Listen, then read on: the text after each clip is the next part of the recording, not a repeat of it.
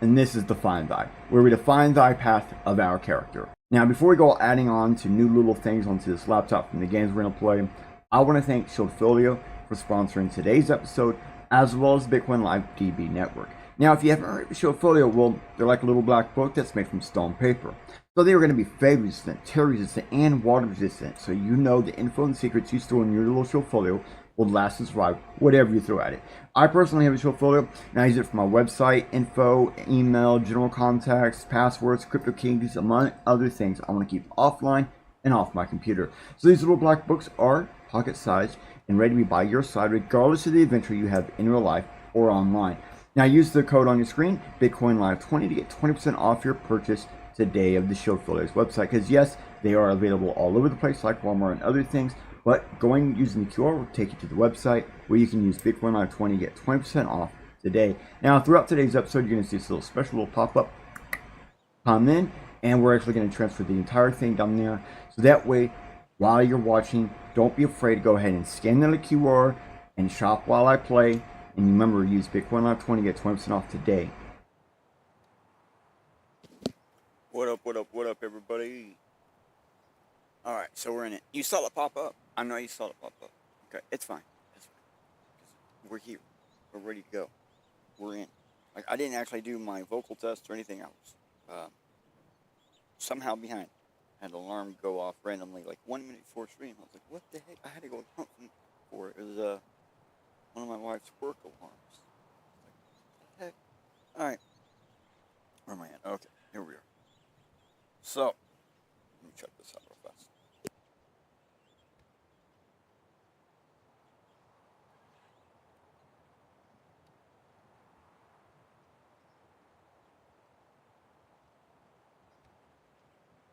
Alright, okay. Alright. Okay, well, as it is, already today, I'm having issues. My sound card, my blob, he ain't blobbing. He's not doing his blobby thing. See what, like, if I do this, you see the visualizer down below doing this thing? But blobby ain't doing his thing, man. I'm gonna have to have blobby checked. I don't know what happened. It has something to do with the pipeline, like the way I'm collecting the sound, the way I'm doing it. It has something to do with that because it was messing with OBS, and OBS obviously do a couple things and it says, oh, you know what, I'm going to take over this, and it took over it. So, well,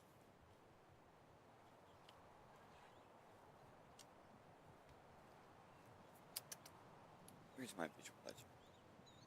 Here we go. Okay. So it looks like today we are, doing basically the same thing as last time, but we're gonna do the build differently. We got a different build setup for Artemis 6.7. So if you notice, we got among up to 100 status. Working on Birdo next. So here on the show, we're doing Spaceman. I do not have it put on. Let me go ahead and what we got going today.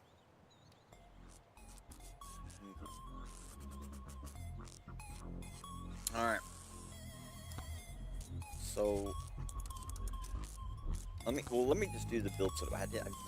Now looking at myself, I'm like, wait up, man. So we're gonna go with Aura, Blood, Dice. The whole concept here is Aura is gonna work like a shield.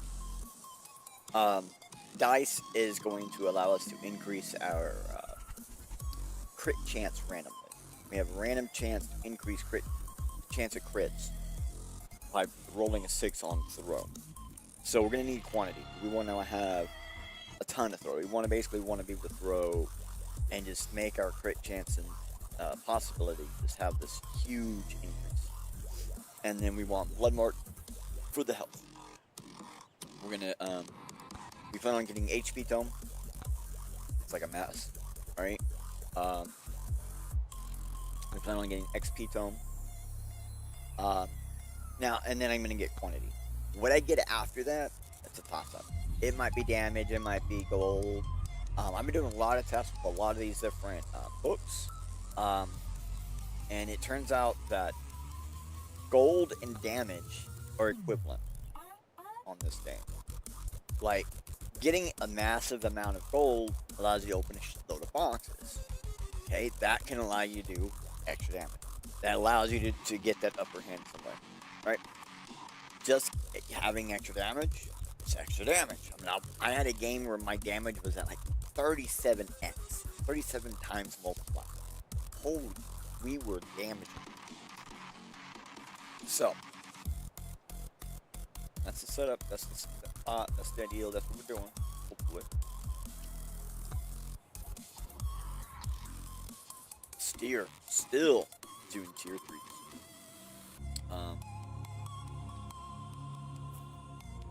I kind of want to do the other lane. I just love forests. It's one of my favorite spots. Let's just do it. But if you're in the chat, pretty much anywhere except for Odyssey, is I think the only one I don't have an API structure for to be able to pull in the actual chat.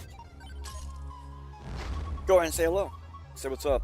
If you want at any point in time, you can type in 1, 2, or 3, and I will pick one of these based on that. You can also put in 0, 1, or 2.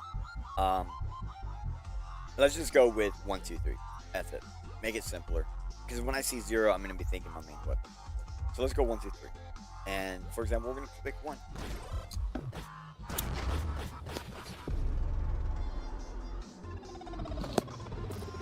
That wasn't doing anything. So let's go ahead and do something. Alright.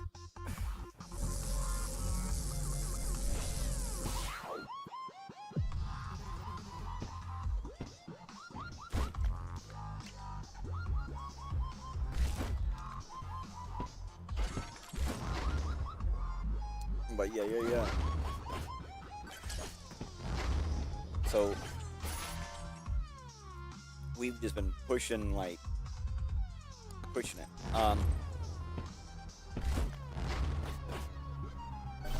I've been doing double toxic builds. Getting that toxic barrel, because like basically the things that are higher price are obviously better. In some degree, some manner, somehow, some way, they're better than whatever else is on the thing. It might not be what you want, and so therefore it might not be better for you, right? It's still better in some way. And so, that one item, like it's conflict up there and it's really high, but getting it ends up being good, because it's like an AoE, right? So it goes around you and everything. So anybody around you is gonna immediately get hit or whatever. But then they're immediately taking extra damage.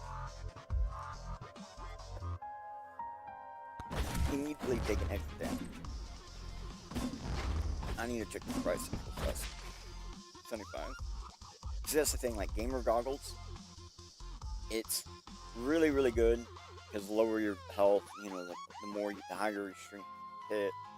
And slurp gloves, right? That's the bloody gloves. You hit something, you have a chance of blowing up. They blow up, you get health. Then blowing up, there's a chance of doing it to someone else. Love it.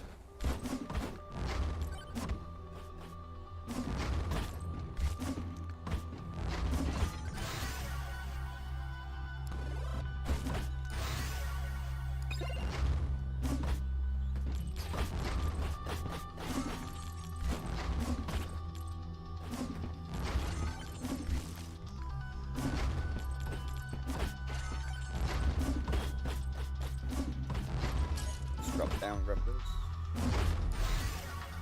Get that beefy ring. We already know we're going to get health, and that's going to give us basically a multiplier of 10% on our damage per 100. And I didn't even get a chance to really use it because I was going best to try. See, that's one thing this game always gets me. Like, you got to be greedy, but you can't be greedy. You gotta have this, like, you know, level of, well, be greedy and don't be greedy, or be greedy at the right time, some manner like that.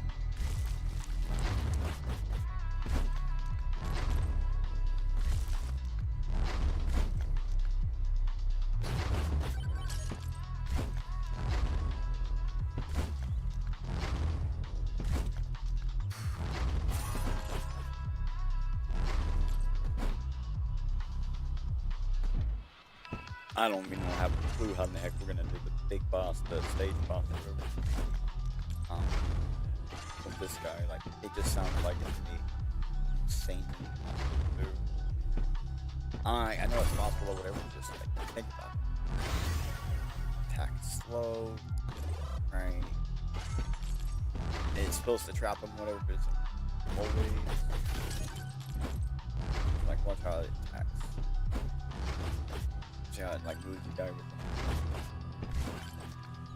So we probably won't be doing that with the boss, right?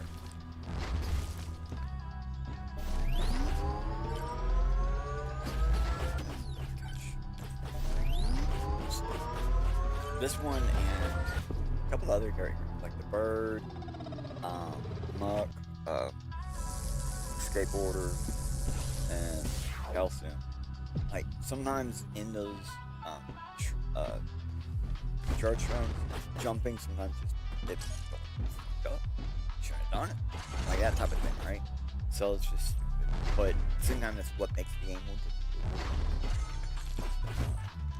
But it really got me there. My brain was like, you gotta jump, and then I'm gonna play this character that often, so I'm like, oh yeah, that's right. Well, I started getting kind of good with the monk there. Like, I actually got a monk leaderboard this week. So, he's actually strangely good. Especially that double poison. Holy crap. He does poison attack, right? And then you get the cheese. One time I had his attack, I had the cheese, and then I had like the barrel. And so like I was just like massive pumping poison everywhere. But then I had that thing where people who are poisoned, you get overprotection or whatever, 242. And that was saying like health was constantly going up and down.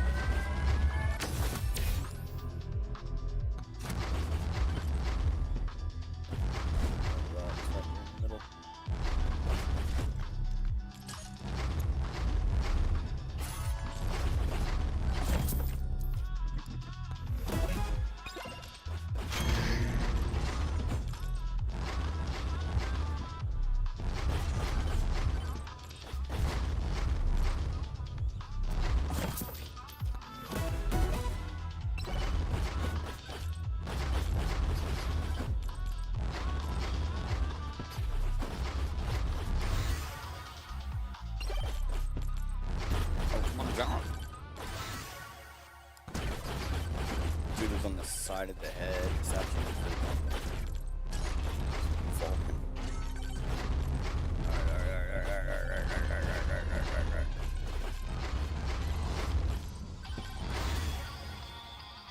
yeah, let's do that again.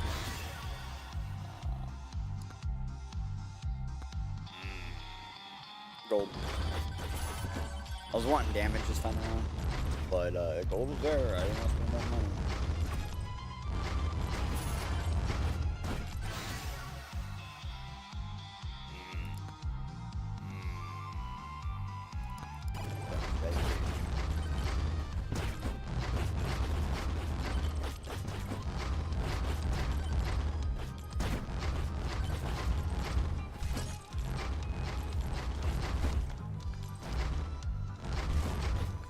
Yes, we're doing the slide jump. Holy, I mean, just run, just run, just run, run.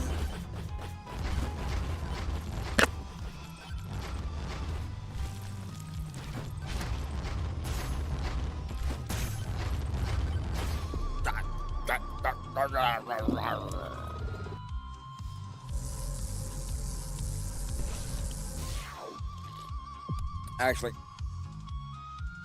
can't change songs.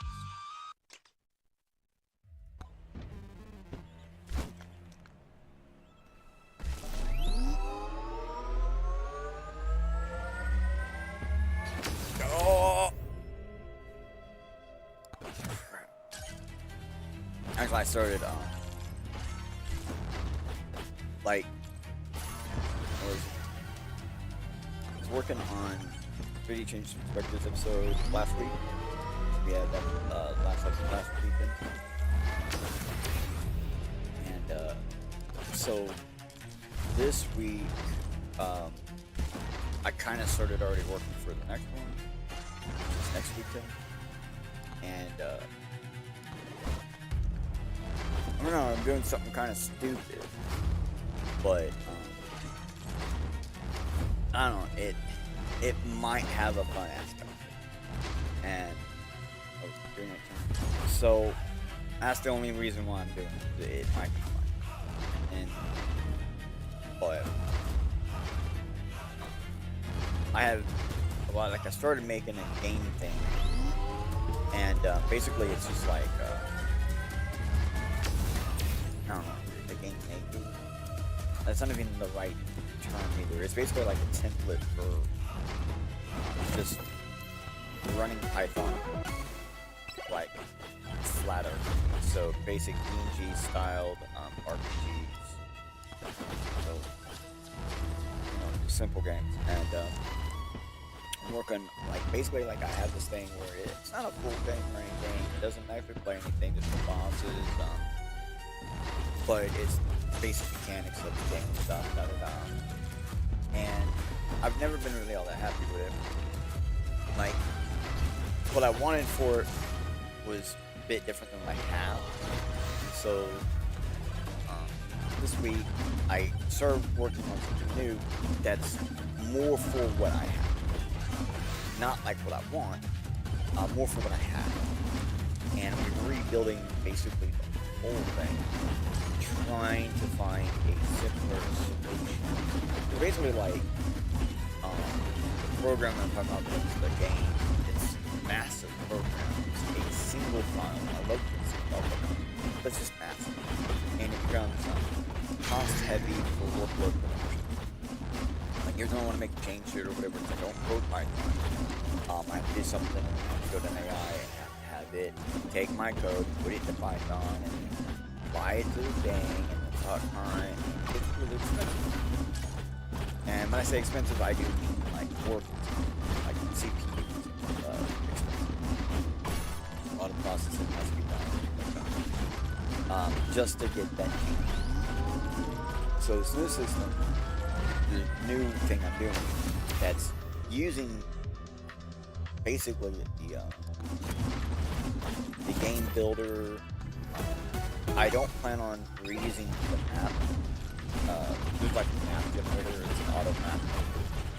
Not auto map maker, but auto map generator. I don't plan on reusing it. Because it's designed in a very specific way. There's a really good chance that everything I'm working on just kind of sort of works. Right now, it's like it loads a single level, and you play a single level right now. And at the moment, it's pure text. I do want to get the PNG set up. I'm going to do with Hello on Python. So Python image layers.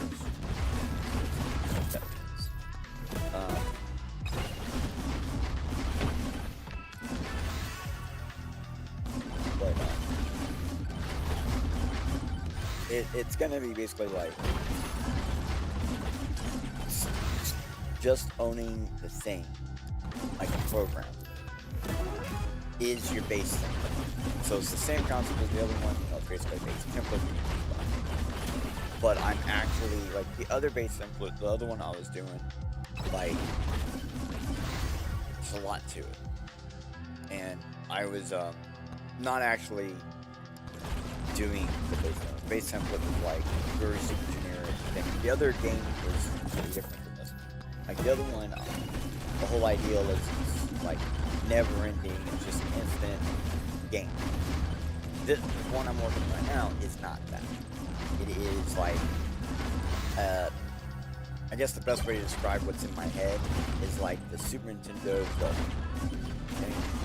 So it's faux 3D, it's over the top, like God mode look down view thing, and it's the ideal is just simple controls, you know, all image based, and then there's two sets of maps. So remember how like in certain RPGs, you have an overworld map, and then you have like an internal structure map. So I want to do something like that. So I can have like a picture that is the map, right? And then we move around on that picture, and then when we pick a place, we just load a different picture that is now a different map, and that allows us to go in and out of areas and things like that. That will allow us to have ways to build homes or buildings or whatever.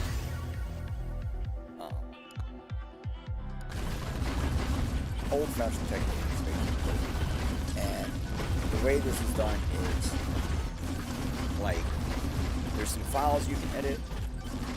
There's a bunch of folders, and you just like drop the images in the folders, and it looks into the database and says, "Hey, what we got?"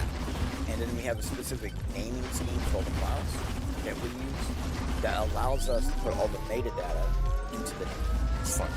You know, it's just in the name, right there. You can edit. If you're not happy with it, you can just change it. Allows for quick access, moddability. Like we're talking like Sims moddability, but ways. Sims have like an all-loaded database and things like that. So, and that's kind of like my specialty. Like the other program, it has a fully module database system too, where like the original game thing I'm taking from a pixel back. It's on GitHub. It basically has this thing where like if there's a file, right, and so it can see the file, then it loads it, and based on like where it's at, the thing, or what its name is. Now the other one, the naming scheme is super important because there's a file that it reads from that says, hey, is this name in that file? And if it is, we'll pull information from that file, which is something that you can edit, which just basically explains all assets, the entire game assets, all of them. You put it in this file, and then it basically can read from this file on the fly. But at the beginning, it reads the entire file, and that allows it to have like an original course type thing. So it's like, okay, this is the original setup, blah blah blah. And then while you're playing the game, you can like go in and drop files, and then have checkpoints in your game. So like you go to you're transversing from like one map to another map. It would like basically be like it does a check. And so the one I'm doing right now, I have a weird idea for it, and I need a little bit of sincerity in there. So I've already like set the game up. Like I don't have like you do stuff with AI. When you're building anything with AI, you kind of got to pre-plan without telling it to pre-plan. Okay, if you tell the AI, oh yeah, bro, we're gonna do blah blah blah. Sometimes it puts it like in a note somewhere or something, and it will ensure you do it. If you stay on the same project or whatever long enough, it'll bring it in or pull it up. Or like I've had AI straight up yelling. Like one time I was on phones with AI doing something, and I was like, how? You know, like I was asking questions like, what did you change? Explain to me what code you changed. I need to know what happened. It's like it did this, and I was like, in my mind, I was thinking, well, kind of defeats the purpose of the code, though. Like it was counterproductive. Like it was doing something to the code that then canceled out the code. And when I pointed that out to it, it responded with, in all caps, it responded, I wrote it exactly as you wanted it, but it's not at all how I asked it. So that kind of crap happens all the fucking time. I fucking hate it, right? And and then another thing you have to worry about is sometimes the AI will be like, this is the finished product. And if you don't see that it gives you this some point in time in your prompt history or your output, whatever, if you don't see that it said this is the final version, then basically you're gonna get stuck in a spot where it just keeps giving you the exact same code. You're gonna go, why are you doing this? If you ask it why it would just straight up lie to you. And so you go, oh yeah, I did. You're like, oh, here's an update code. You give the exact same code again. You just do that over and over and over. Because it said this is the final version, so every time it tries to try to update it, somewhere, somehow, it has something that says, no, this is the final version. So then it goes, oh, final version, and then boom, it stops. So like you have to basically get your chat history, chat log, and do all the crap and get it situated and understanding where we're at. Because if you try to pass on like work history or something, well, you're gonna pass on that. This is the final version, and it will very quickly go into that same kind of. I call it malformed behavior, but it's not actually malformed behavior. It's just what it appears like.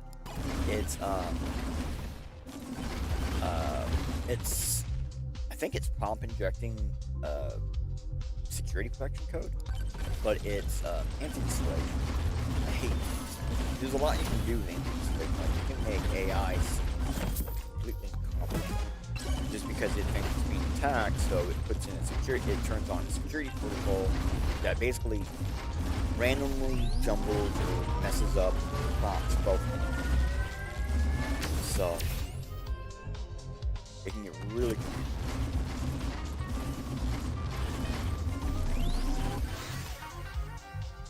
I like this one.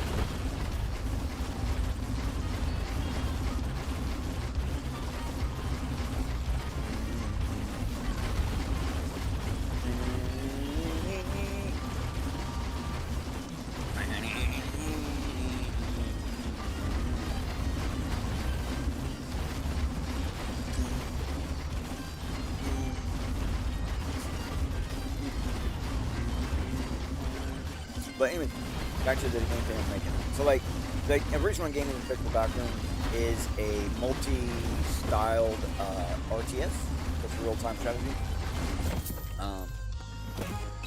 And it basically is a hybrid control scheme. I wanted to get it where it had all three forms of like first-person, second-person, third-person. And that game originally I wanted to have a specialized second-person view, but now it has a specialized third-person view. So the new one won't have any of that. None of it. Now it's huge hassle. I don't want to do that again. I mean, the pixelated backgrounds, there's a reason for it, right? Like I want the enemies to be able to take over the second view screen. I want you to be able to view yourself right before fighting a boss. When the boss presents itself, I want it to present itself by taking over your camera and being like, oh, look at you, sitting there moving around, confused what's going on with the controls. As it comes up closer and you get bigger and you then realize, oh, that's me. Oh shit, that's really me. And then you start to fight the boss from his point of view until you die. And then it goes back to you. So if you can kill the boss in his point of view, you get to see him die in his point of view. And then it goes back to you. But like, I don't have that camera thing, second person view camera, that don't got that work, right? So it's got a specialized third person. I don't want to fuck with that. It's really specialized. He was using like non-Euclidean mechanics and stuff. So this one is a little more straightforward. It's a lot more straightforward. Like it's the whole language. It's like more simple.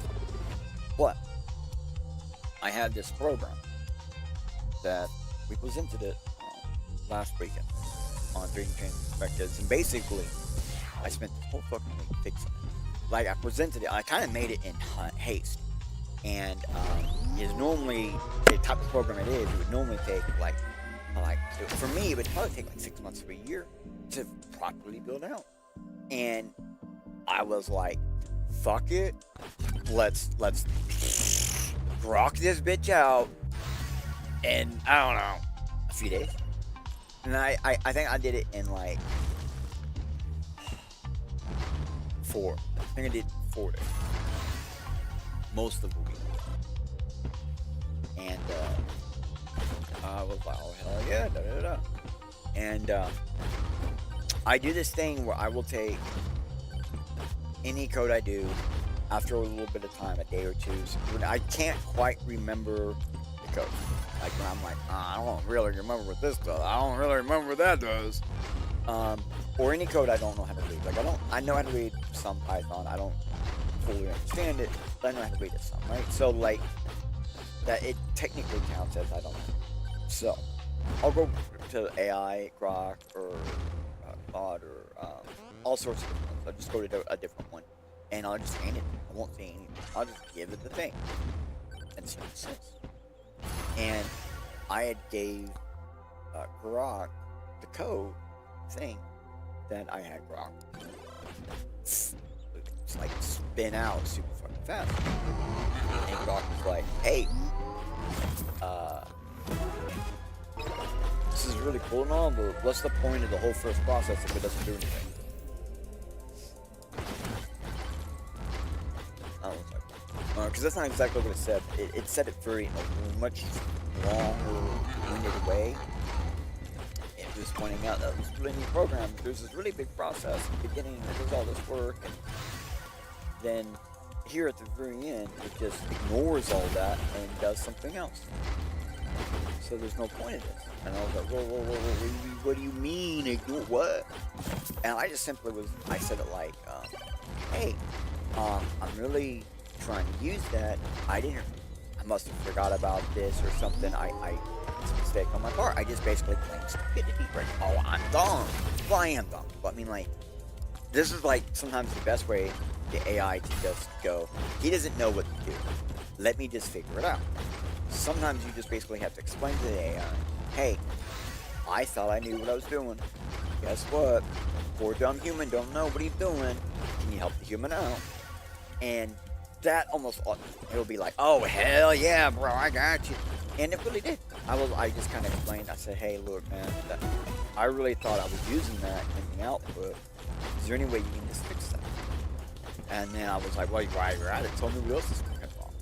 And there was a couple of things, not in that specialized process that I created, that was like solid. But of course, that was originally done in JavaScript, so of course it's fucking solid. But some other parts of the other thing, output glitches and stuff like that. But most importantly, I got sync set up. So you didn't watch the last episode of 3D Change Perspectives, you're missing it. Because we did an entire episode on just basically building PQC key, which is post-quantum cryptography key. You know, so that's like the new thing you always hear when we talk about PQC, post-quantum cryptography. When you get to that post-quantum stuff, well, alright, so I got a key generator that a Raspberry Pi 3 should be able to work. A Raspberry Pi 4 will definitely be able to work. Well, I'm going to still say on Raspberry Pi 4 should, okay? It definitely, the RAM limit, not the problem. The problem with Raspberry Pi 4 is I haven't tested it. And it most definitely would work on Raspberry Pi 5. It's modern architecture and something like that. Like it actually meets suitable limits. I think actually my computer is very cool. One of the computers I have that I tested this on is very close to Raspberry Pi 5, including architecture. It's just a different type of mini computer. So it was like, okay, yeah, that should really work. And that means that like nodes that use Bitcoin, narrow nodes, like common nodes, should be able to run this program to create graphic keys for post-quantum keys. Well, so here's the thing, man. Like, I was looking at Sphinx. Now that I gotta work, I was really looking, and I like the type of cryptography it is. Right, I have superposition text on GitHub SPX or SUPOSXT. Superposition. I have that, which is a very similar in design. It's modularized based hash graph that scrape into a hash. And mine is fully deterministic, 100%. Well, I noticed Sphinx is like maybe 70 to 80%. Like, and I mean, okay, so like when I say deterministic, I don't mean the output's deterministic. I mean we are using determined data to create the hash. Meaning, like, you can modify this hash in some manner. And I haven't actually like looked at the code or had anything break down the code or anything like that. So, well, okay, now I'm like, I did review the project on 3D perspectives. I have memory of looking at some of the code, and I remember going, wait, I think I can do something with this. Someone has already done something with it once before. Sphinx is Sphinx, and I'm talking about Sphinx Plus. Well, what if we make a Sphinx Plus Plus? Because I was looking at it and looking through it, and I don't really remember like the code in detail to be able to say, yeah, I was really reading the code. I got some memory of the code in my mind. But I'm like, yeah, I'm pretty sure if I tried, well, we could modify the Sphinx to present itself like base 58. Like, there's a chance we could use Sphinx and create a PQC that looks and validates as if it's base 58. There's nothing really there. It's kind of pointless. But if you was to try to validate like C Sphinx plus, which doesn't exist, Sphinx plus doesn't exist, so I'm saying I can go ahead and try to make it, try to take the Sphinx and modify it to do this, then you could have post-quantum protections on Bitcoin without doing Bitcoin upgrade, on anything without doing the upgrade. Anything that's base 58 signature, which is basically like everything up to 2009. Like, and in 2008, it was, I want to say like 80% of the hold was on a base 58 signature style, because I'm like, almost all of your main cryptography things use it. It's really handy, because if you have the mounts, you can just open that page, right? So it's like, it's this really neat thing where it's fairly secure, it's generalized in a manner to where we can like just look at it, right? Like, there are some people that can look at a base 58 and they can just be like, oh yeah, it's base 58. You know, like, I can look at the thing and be like, oh, that's base 64. There are people that can look at stuff and it's like, that's base 58. So, like, it's got this look to it. Well, we know the key structure of a base 58. So, I'm like, what if we just use it? Fuck it, just use the exact same key structure. The output key structure. Fucking use it, right? But keep the PQC shit. And so I gotta look at it and see how it does the math to determine, is there a way to be able to manipulate input to get the output to be a base 58 stylized output, but it's actually Sphinx plus QTC. That's the idea. Can it be done? I don't fucking know. Right? But the ideal of this game is I want to get the game set up to be the test bed for potentially building this stylized Sphinx. So one of the really neat things about old-fashioned like Bitcoin wallets, like we used to have this thing where you would have to click on different things and get a bunch of like screen positions, right? And you would basically building a file of numbers using screen positions. And like one of the things we're going to be showing on this episode is I made a little game, like a jumping board game. I really like them. So it's like that, but it's with hashes. I love hashes. I love them, right? And it's really fun. Absolutely. But I got to thinking, I was like, wait, I'm playing this word jumble game with creating keys. Okay.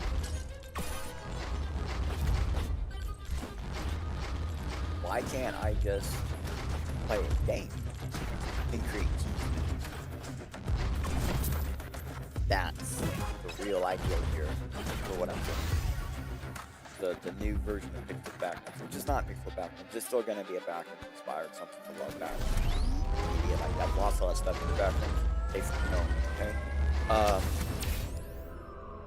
So it's still going to be something similar, but it's a real-time strategy RPG. And I wanted to have like raid mechanics and stuff like that. So, like in Zelda, it's like you're all on your own. You're really all on your own, right? You gotta go in, you gotta stop. You find out what's in the dream, and nothing's the way it was. Big thing, right? So, still in the ideal single player, well, what if you could have, I don't know, multiple characters? What if you could have 30 characters? What if you could control, like, a fleet, multiple fleets? And so that's the ideal. And I want it to just be like an array-driven version.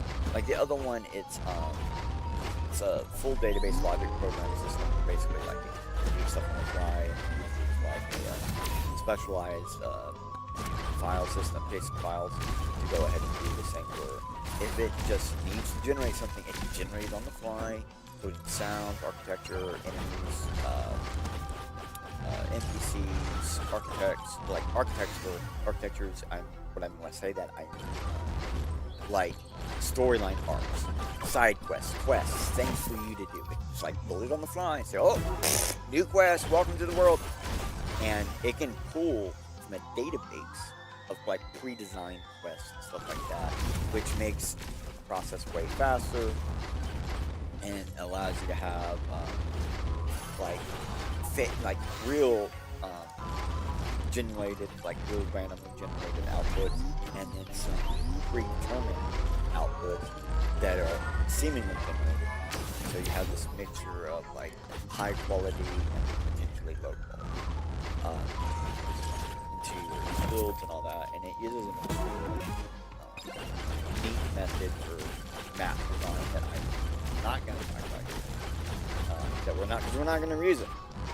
I wanted that to be specialized for pixel background, because it basically is 100% fake 3-dimensional. So I found a way to completely do 3 dimensions, completely fake 2D, fake 3D, but not like extrapolated 3D, but presence of 3D in a 2D flat world. And then, like, one of the things that I always hate about when people do that, I mean, I guess, like, originally a lot of people used to go, oh, look at this new trick.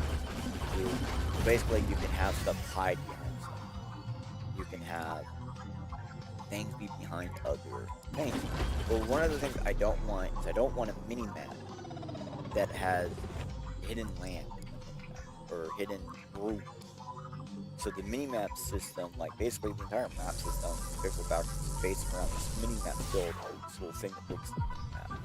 And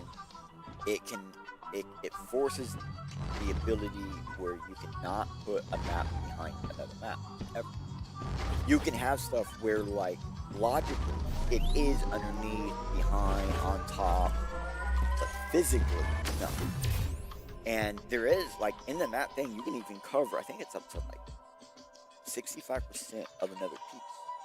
So there is some physical overlap allowance. But when you look at it, all pieces are always visible. Like no piece can be completely hiding behind another piece. And this allows for this natural flow of Z layers and all this other stuff. It's kind of cool. But I do want to take on that whole like unique Z layering approach, but I don't want the map system. I don't want to predetermined. And the map building system, the way it works, it starts off at 0, 0, starts in a very specific spot for 0, 0, and just builds on from there, and whatever it builds, it builds. So the ideal here is it might not always build like square maps. It might build a circle map. It might build an hexagon map. It might build a squid map, a squiggly map, or a celestial map. And the user, the person who builds the map, puts the pictures together and says, oh, and then names it, oh, that's my map, has the opportunity to actually force the system to create the map. So, and this one will allow for like disjoint pieces and other stuff that you probably haven't done on the map. While the other map system doesn't allow for that. It's like extremely specialized. But it's for backrooms. And in the backrooms, it's kind of like non-completing. And so we have so I had to create a mini-map for picture backrooms, which is Euclidean viewed, non-Euclidean allowance topology. Which is not easy to do. Because non-Euclidean likes to flow weird ways. Euclidean is like more straightforward. Like the one I'm on right now is Euclidean. So pretty simple. Non-Euclidean, well, that might be a tunnel. Like, well, jump up to the side, I can probably go in. And I don't mean like go through them, like the opening, like this opening here, I might go somewhere completely different. I go in there and end up, on the top of that building over there in the back. Out of a hole, the exit out. Like I said, it's a tunnel, there'd be a hole in the top.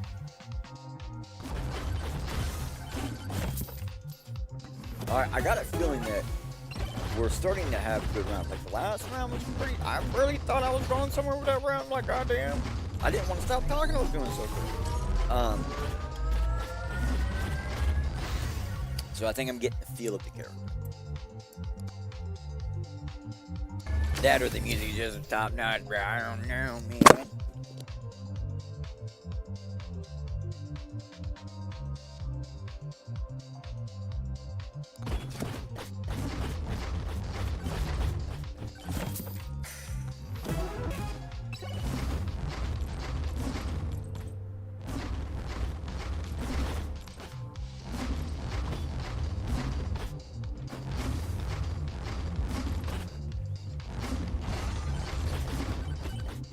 When I'm practicing playing the game and stuff, I always tell myself this is actually a game about breaking pots.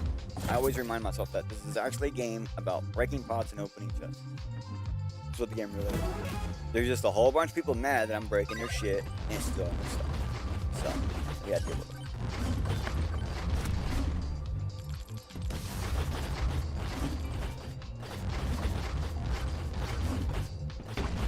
See, that's really how this character. See how, like, I'm going around him, he's being stuck in the middle. So that's really how we're going to do the main thing, something like that.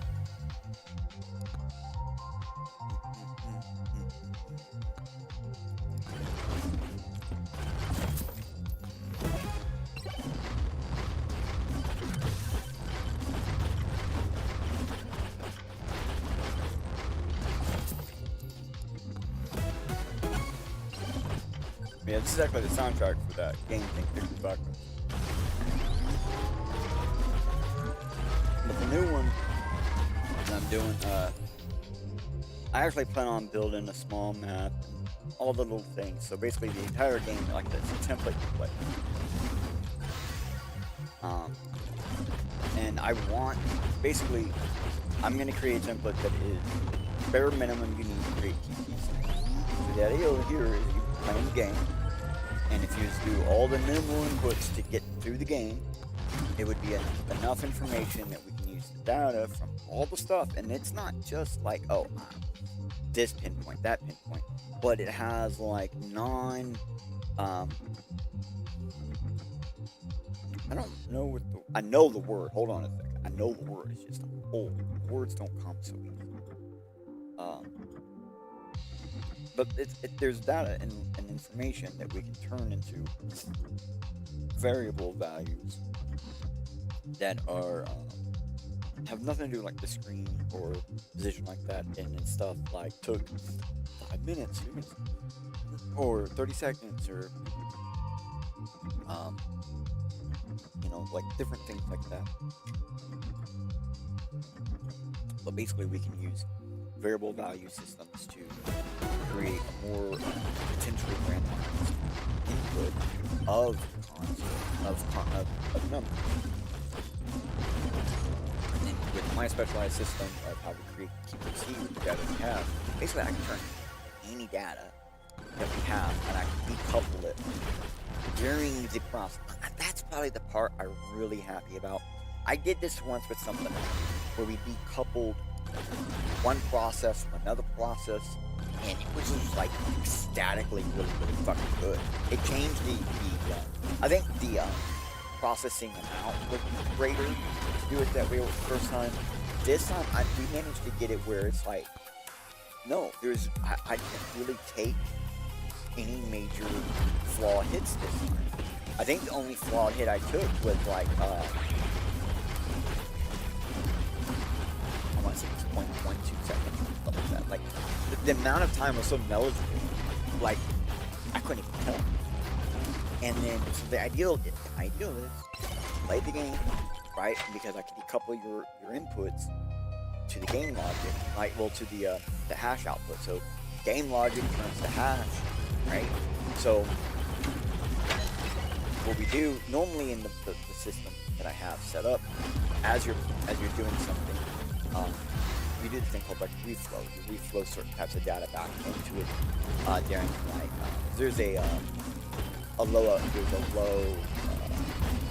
there's a way to remove low entropy.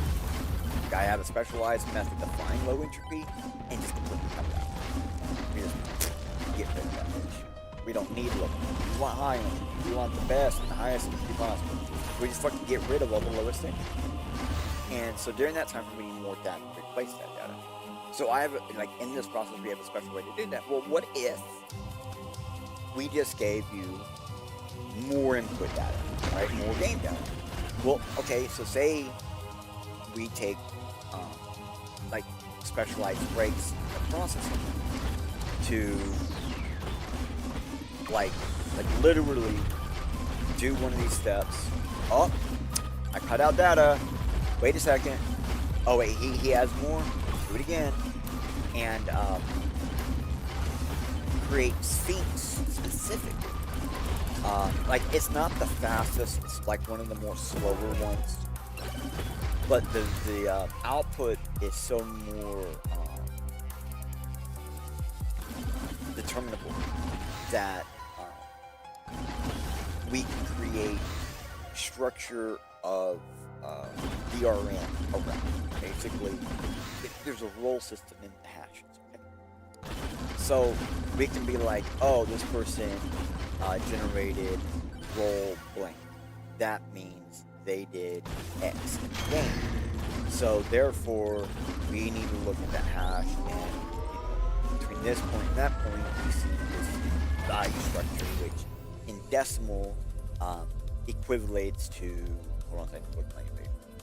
So decimal, that equivalates to X value, place that into this variable, and now we have like hash-based game, or hash-based on-the-fly generated DRM structure for the game, where playing the game creates the keys, and then you have it set up where beat the boss, get the master.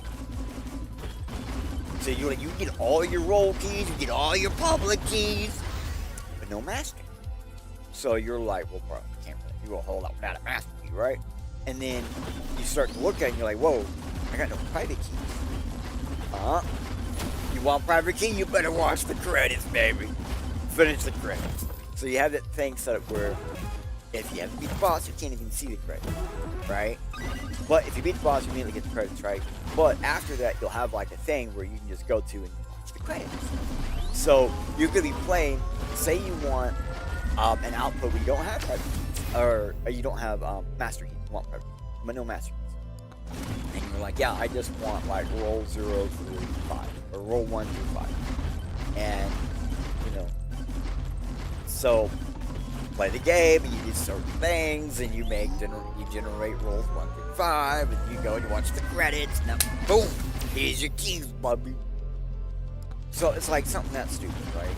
But the ideal is, well, if I can make the key generation process funner, maybe we can get people to do it more. Okay, now on top of this, I want to create a automized or automatic way of key storage. Basically, one of the things I know why we do it, but I'm not happy with it. We're in a time where we're at a point where we need automated key, and we need it to make sense. We need it to actually work.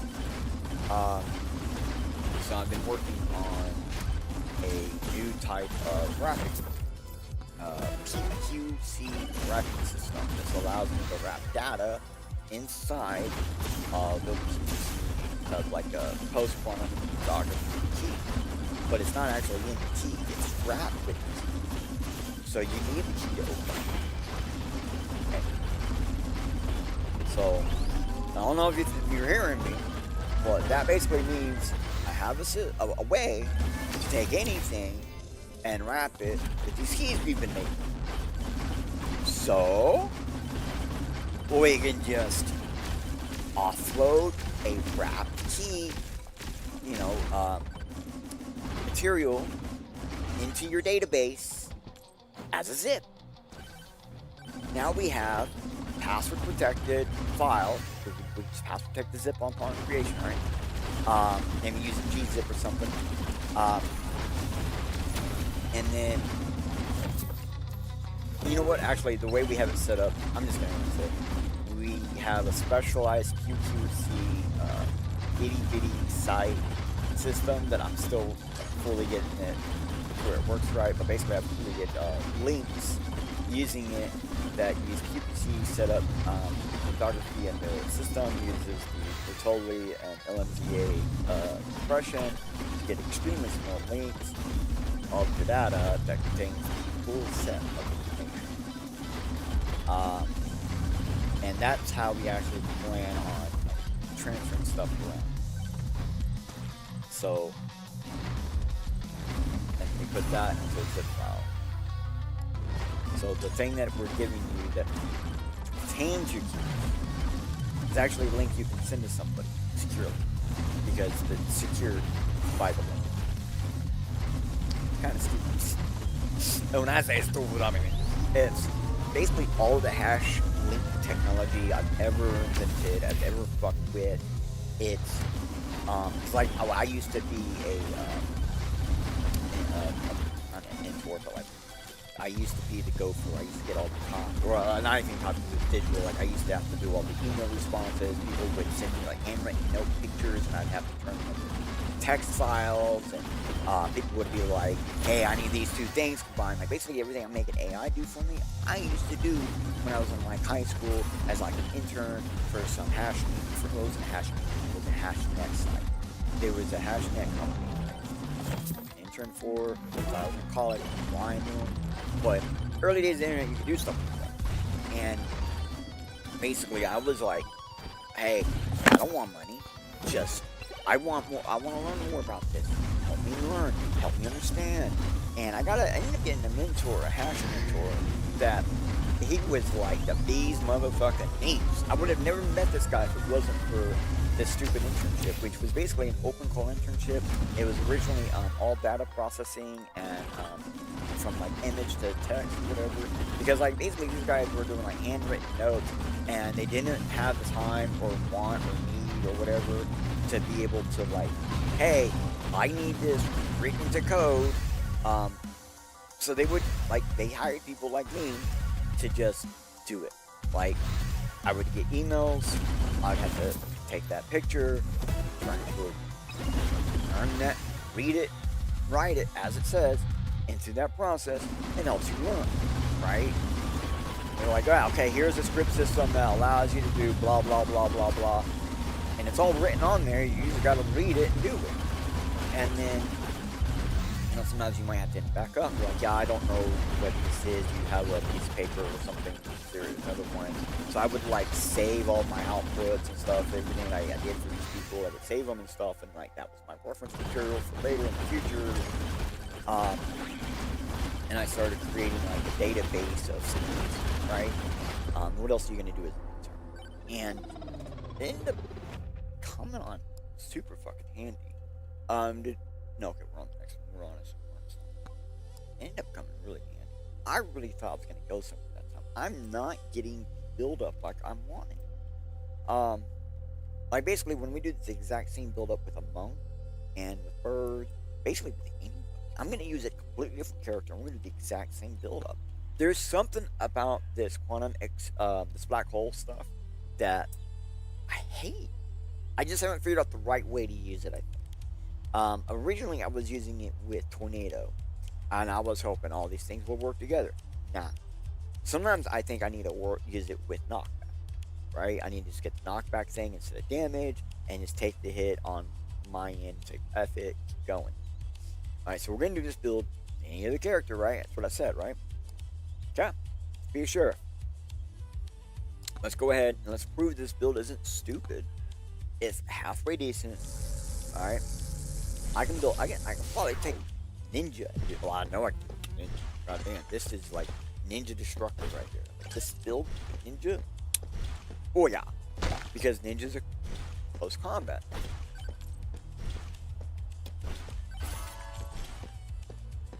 So we're going to show you this is a stupid build. And then we'll go right back to Artemis.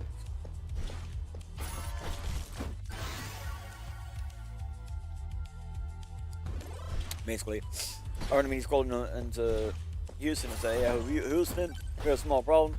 And they went, alright, we're going to send in the sheriff to clean it up. So the sheriff then here to clean it up. Alright, these guys are not playing along well. Keep with their guy. Clean them up. Take care of this. Nelly, Sheriff Nelly is on the duty.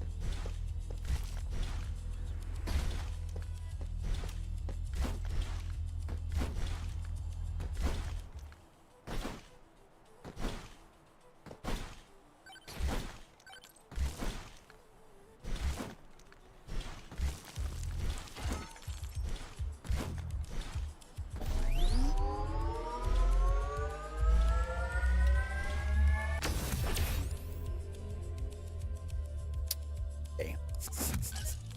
Got him, but the exact same time. Now, something you guys don't realize, or maybe you do if you play, Nelly's a cooldown player. The character with cooldown allows you to have faster attacks, or more attacks, basically. And you ain't gonna see me get cooldown time.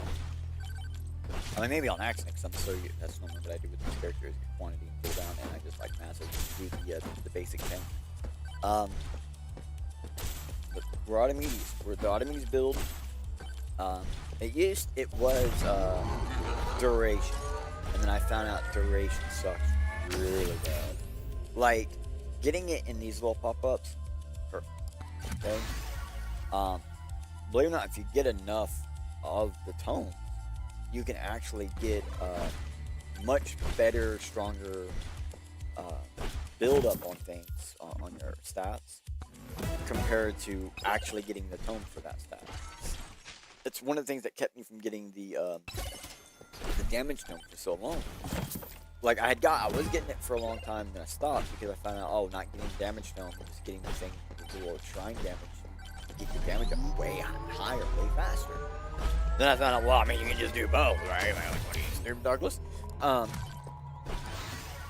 So, you know, gotta figure out where does what perk benefit you the most. And I've just been learning how to like mix these combinations of things. I'm trying to find like the ultimate combination where any character would be able to use it and it just works.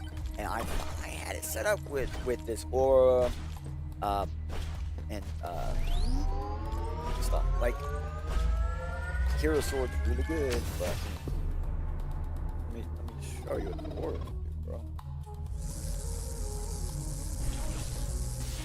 And normally with Nelly, I normally use the gun. I normally have a shotgun.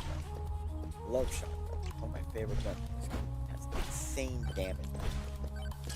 For some reason, I have been able to get the aura higher than the fountain. And I ain't gonna lie. Aura with shotty, woohoo! There's your beauty. There's only one way I'm able to get that set up, and that's when using chat. Maybe next time we'll chat it up. And we'll do a chat.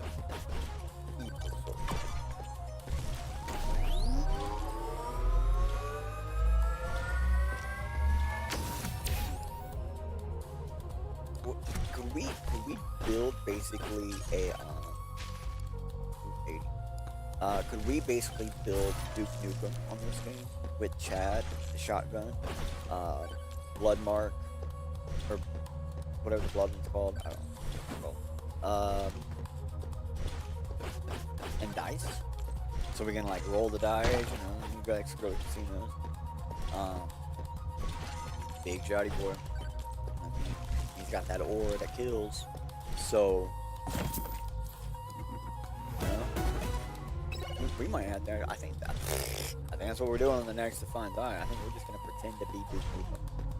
And we're gonna do a Duke Nukem build.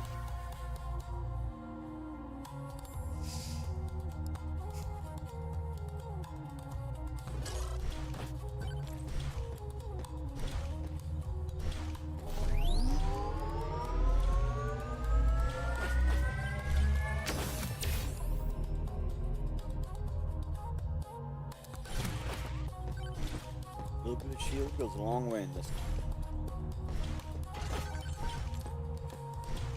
For a long time I was getting armor. And I like basically when I wasn't good enough to get it, like I was constantly getting touched. Armor was this beauty baby that would keep me from dying. And I had to slowly get over that. Just like I just one day noticed, oh, I don't get touched very often. Why am I making buying armor or getting that home if I'm never getting touched? Like it did not need it.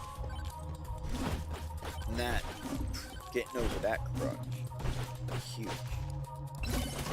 That was a huge crutch. You don't even understand, man. Like shield is another crutch. Having shield tome. It's beneficial having shield and armor together can be really good, but it's a huge crutch. You can just get help. Bypass everything.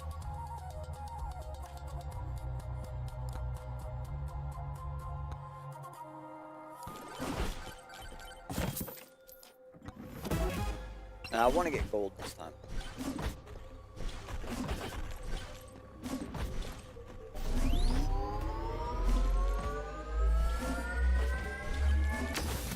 Beefy ring, I got beefy ring. Yeah. So, what that really does is every 100 health I have, every 100 max health I have, I get 20% damage.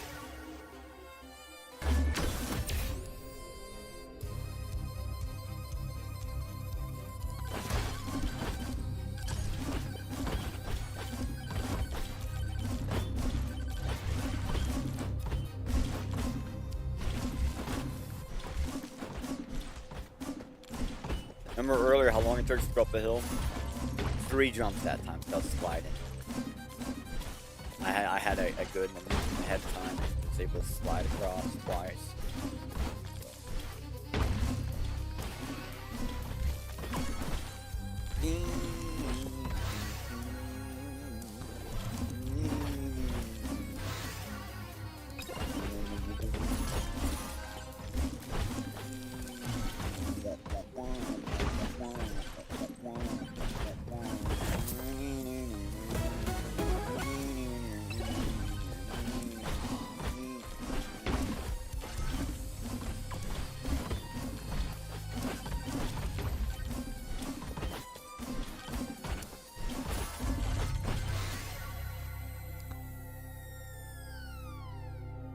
Man, they really do not want to give gold.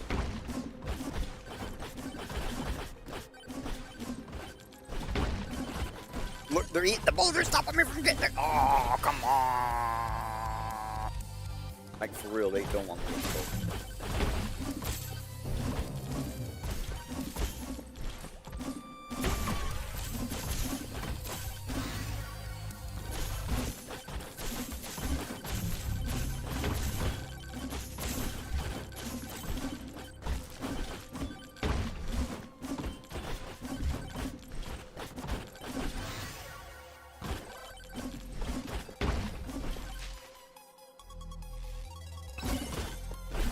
Gold now.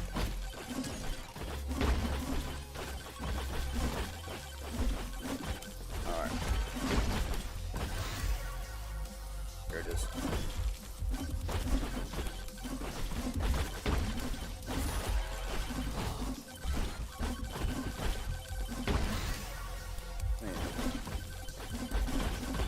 All the way in the back?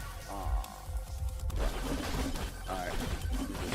Okay. I gotta go all the way back to get up there, so.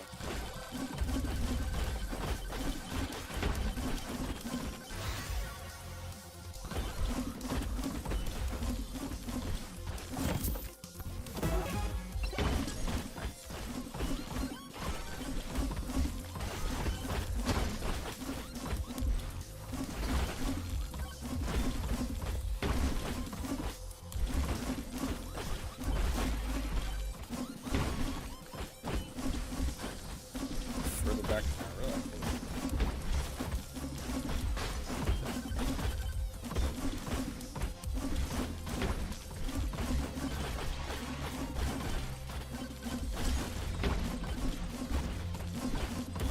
Yeah, discovering that immediately turning on jump, like at the same time you jump, you turn. You get this momentum push or something. You build up this speed kind of quickly.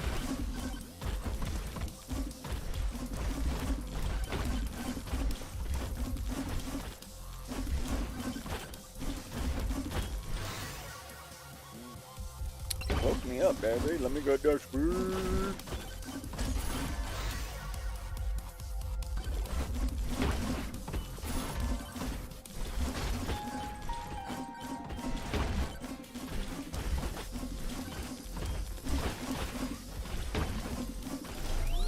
Whoa. Shh, nice. Fuck it. I got the real thing I wanted out of that.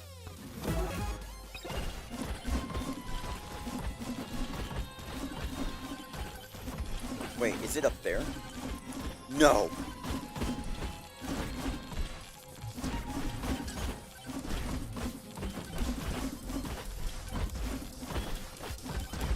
No, it's over here.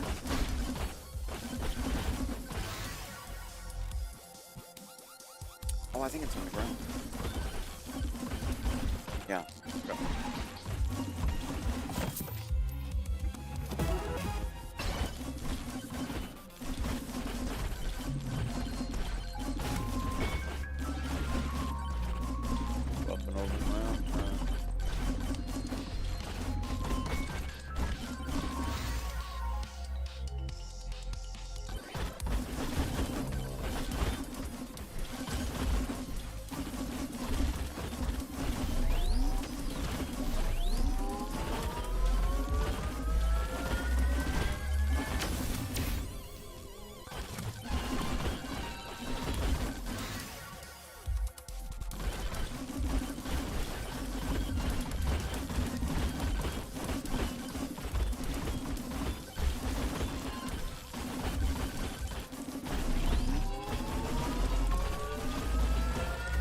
What do you mean I ain't moving?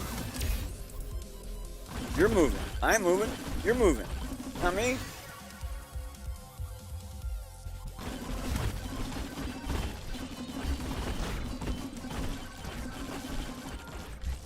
I don't know what you're talking about. I ain't moving at all.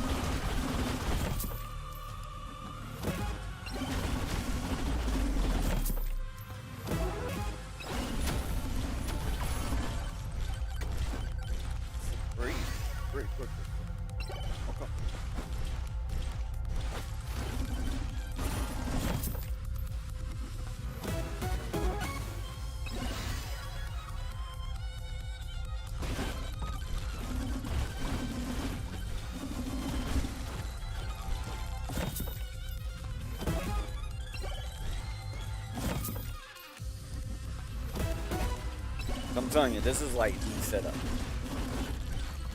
The weapons I got, if you don't have like scythe and all those really good stuff, bruh, pretty simple setup, man. You just gotta unlock Dice Head. I love playing Dice Head, by the way. And Blood Mark. Really? I think oh, Nelly, you have to unlock Nelly too. Well, no, you don't need Nelly for this. This setup I'm talking about, you don't need Nelly. Just cancel it myself.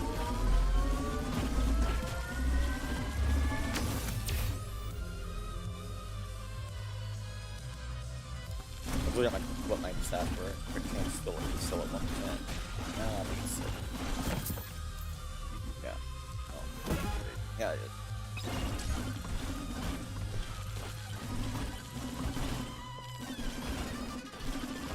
Hey, I remember seeing that earlier. Yeah.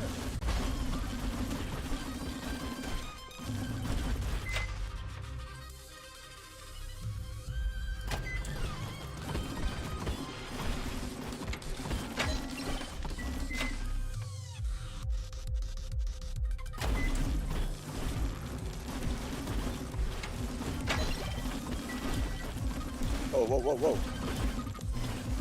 I thought I had used it once already. As still have one. That's why sometimes I get certain ones to start off. I'm just like, oh, in case it gets used, whatever, I still have one out. Or one out.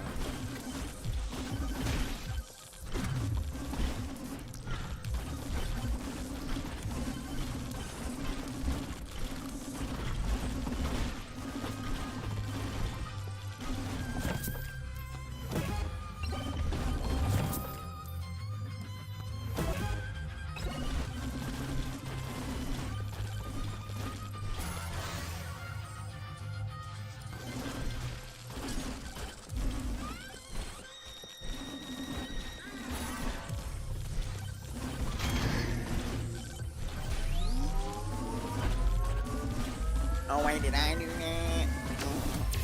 Alright,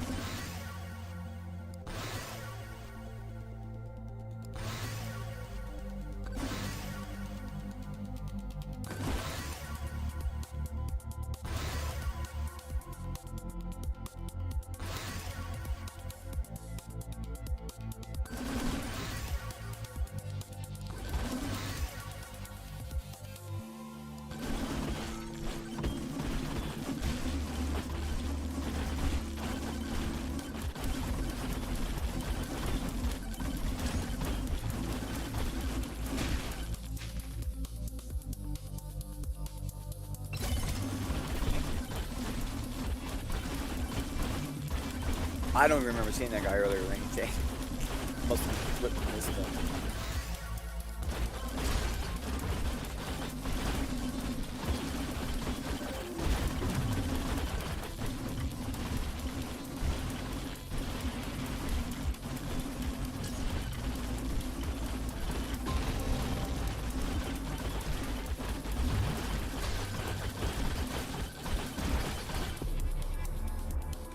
See what I mean? Like, the setup's pretty damn good.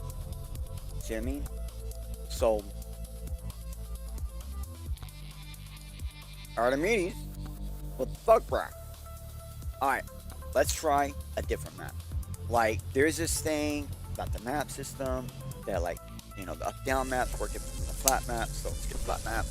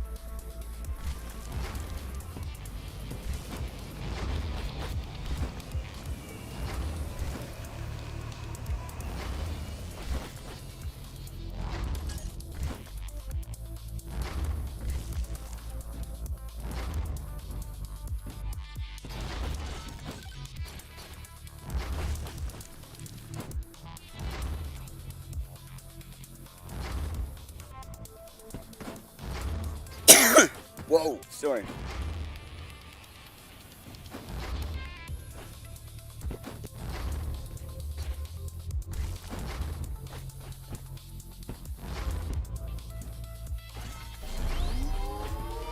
Sorry, it came out of nowhere.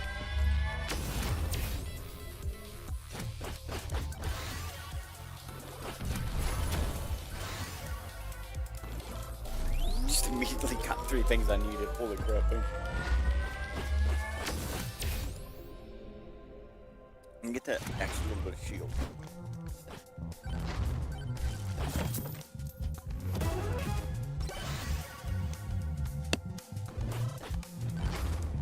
Alright. Take the ferry.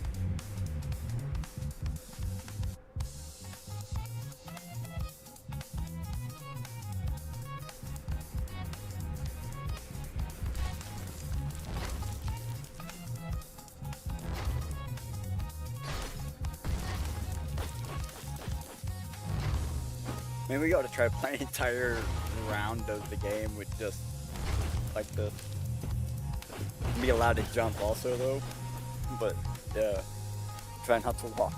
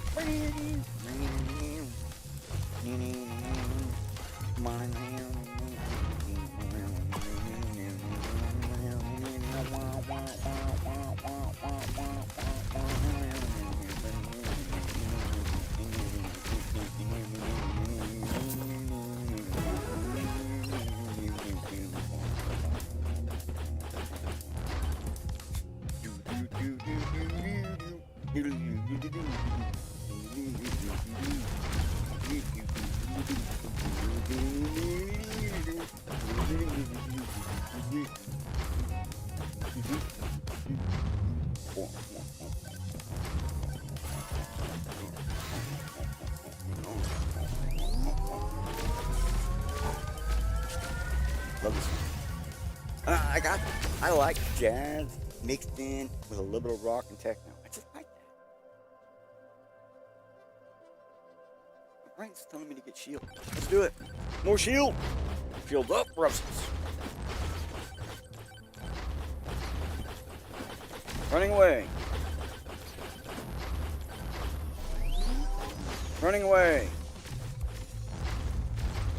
Dude, this build with Athena would be just destructive. She would destroy the world.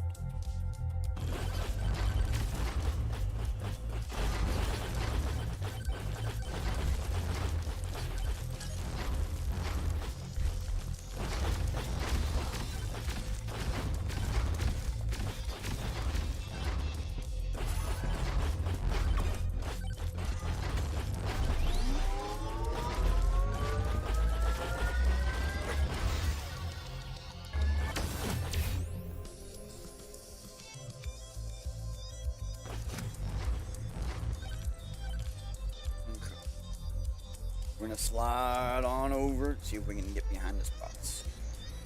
I just kind of missed the boss. Oh, he fell into the ground as I was getting close.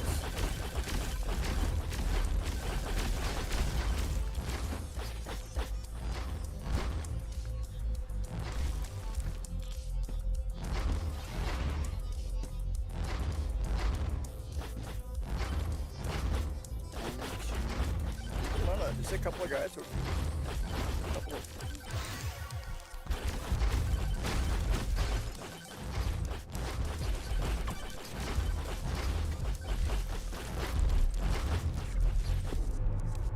here. I had a little bit of fun on that one. Let's do it again.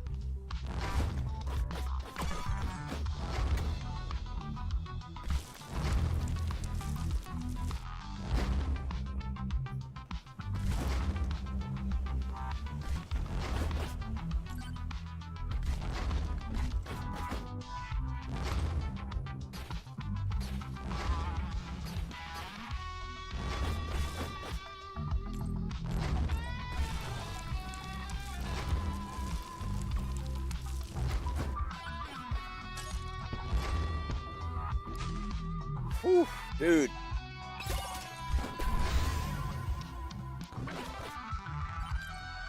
I'm just like barely getting away from these guys.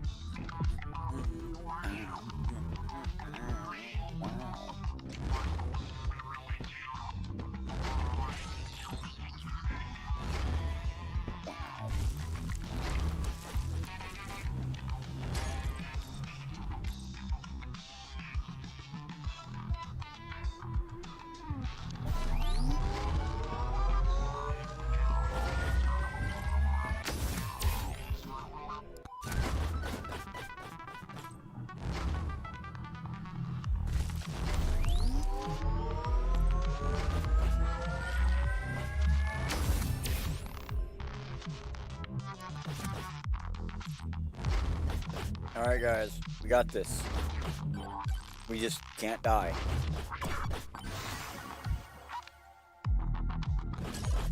Don't let them get me. Holy crap. Yes. Alright. Alright, we're gonna get... They got me.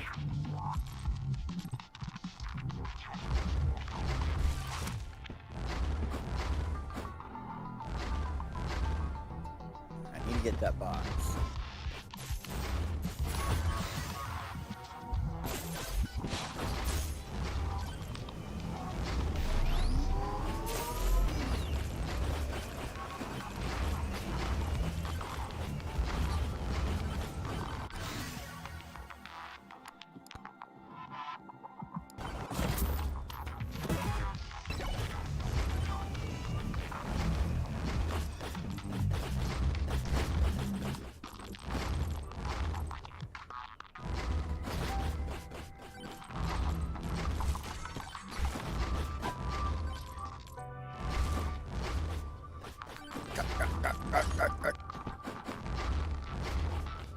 Falling on us.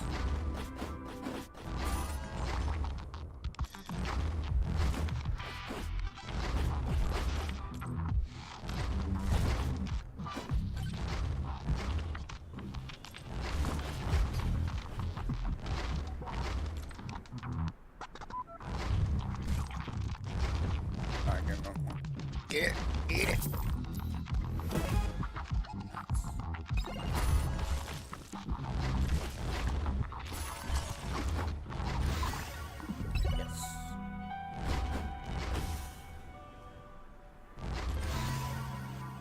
Sorry, yo, but I'm just a little glovey stud. I like to wear all kinds of gloves. Green gloves, red gloves, they had the black gloves. I'd wear those too. I'd wear blue ones. I would like blue ones. Duration increase for wearing, for, you know, like as a glove statement.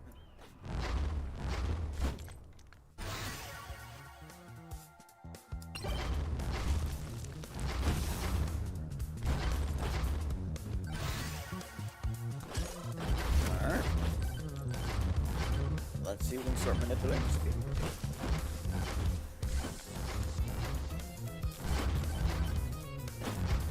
Now we increase damage on speed slightly.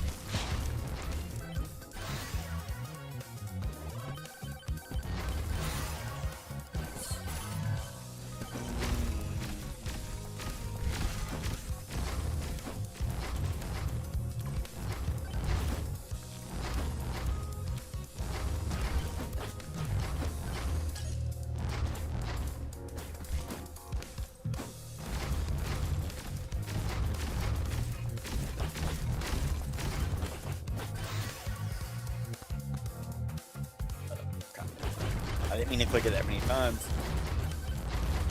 But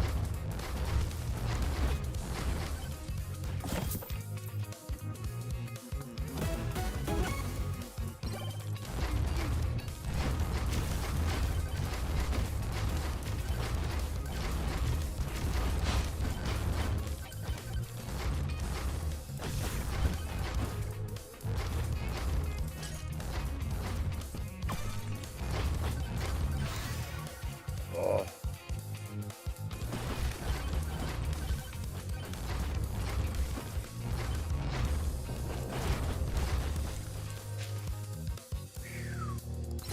All right, thank you, bro.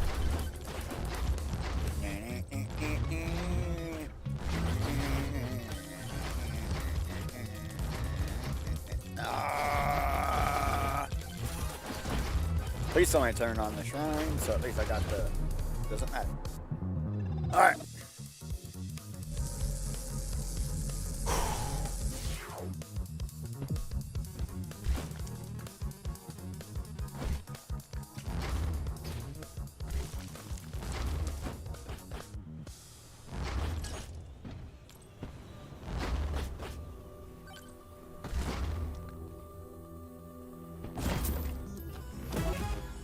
Oh, okay. That's. I don't really want to see at the very beginning, but whatever. It's actually not a bad thing to get something like that at the very beginning or getting a bunch of difficulty at the start. It's when you get a bunch of difficulty kind of randomly. That's when it's fun. Like, there was one time I picked up 2 or 3 of the skulls in a row, like boxes, like a bunch of boxes, and they all give me the same thing. I was like, oh crap. Or I clicked on a bunch of these totems in a row, very quickly between each other and stuff. Like, that's when it becomes real pain. When we're doing it right before or in the middle of a raid. Yeah, that also sucks. Energy core me, baby. Energy core me!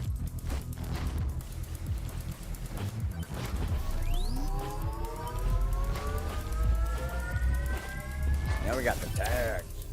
Oh, bro. If I could get dang harvester right now. Ooh, yeah.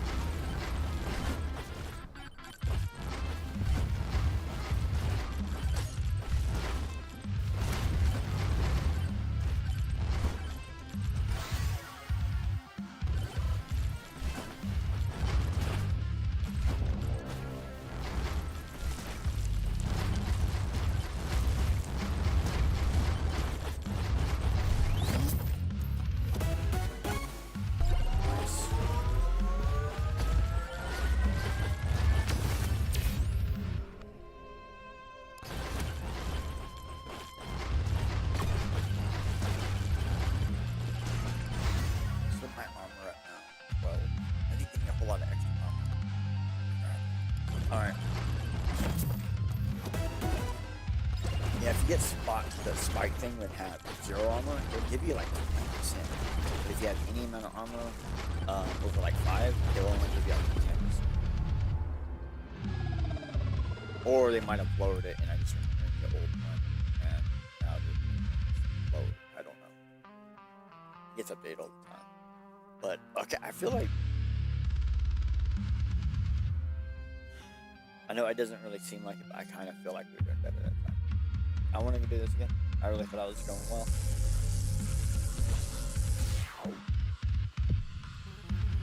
Whoa, Blobby's doing his thing. Finally got a song that's activating Blobby out. Hooray. I forget that it's only certain tones and things that actually makes Blobby work. I knew we needed to expand that But he's supposed to have like a medium and high pitched like vocalized thing. So when I talk, he should do something different. The music, he should do something different. That's the ideal, but I don't think it's working out quite like that.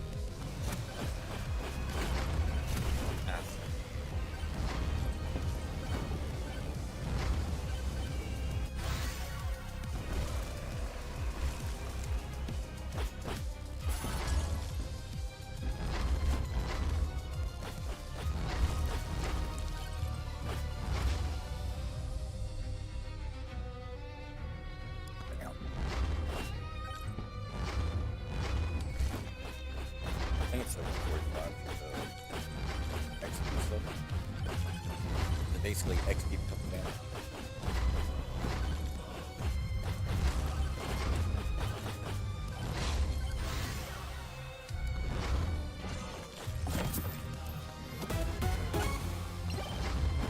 Well, if you guys didn't know what my choice was going to be, you definitely know what my choice is going to be now. Not another one of those.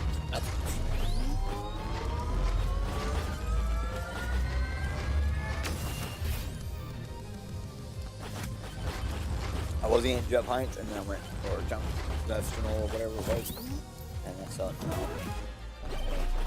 I shouldn't have grabbed that box. I don't know, it's like habit for me to just grab the box. It's just habit. You know what, I'm gonna exit the level and go back to the other one. We're just gonna do it. A lot of times when I'm having a lot of problems, I'm just not having a good time. I'll come in here and fuck with something. And, really,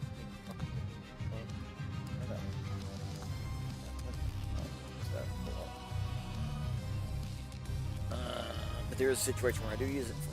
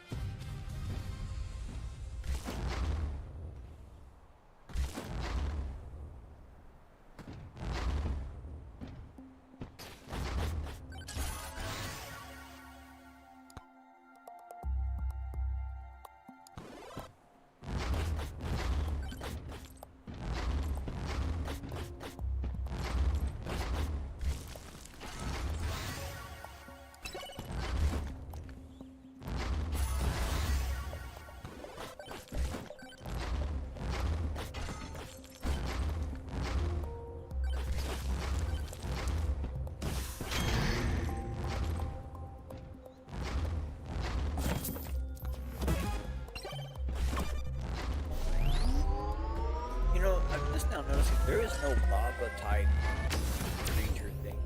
I know it. I think I still got two more things. Two more people I got unlocked.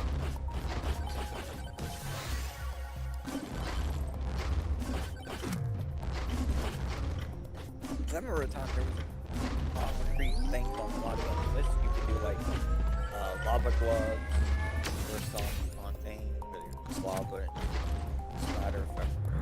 And you touch the splatter, get hit. Burn effect over time.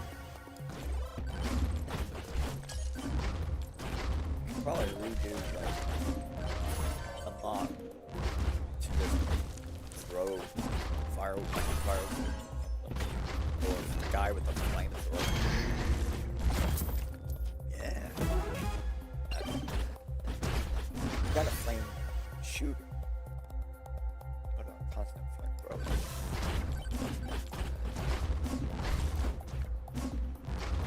Magic. Oh, I do like that hill. It's just like a suited person, like a monster with a flamethrower. Like that sounds kind of like that. Maybe the flame retardant suit people. Yeah. Be a lava walker. Be a guy in a flame retardant suit. Yeah, flamethrower, like a literal flamethrower. Just like, yeah, let's do it, river.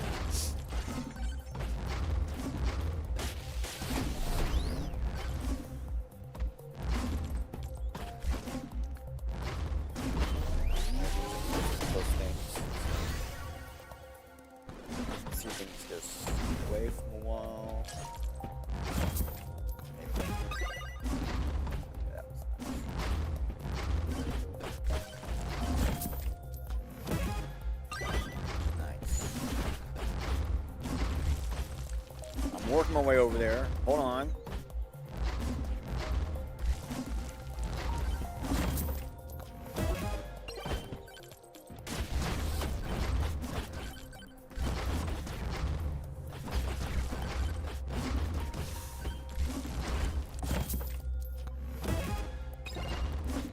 Nice.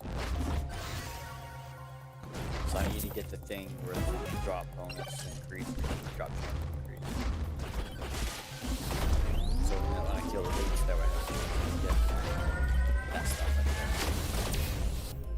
That type of exactly what I was wanting. Now I got a 50% higher chance of getting these elite spawns. Let's take that to advantage. Gold me up. Gold me up! We're just gonna drop in right here.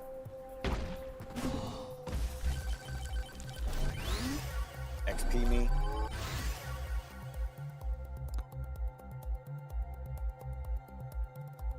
Quantity. Perfect.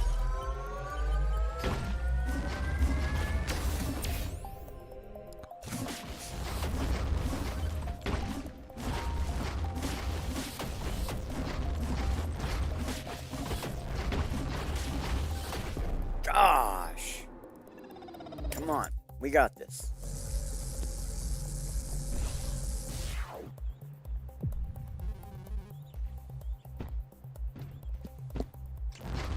One good run. Let's get to the boss. Let's kill the boss. I think last weekend we didn't get to the boss either.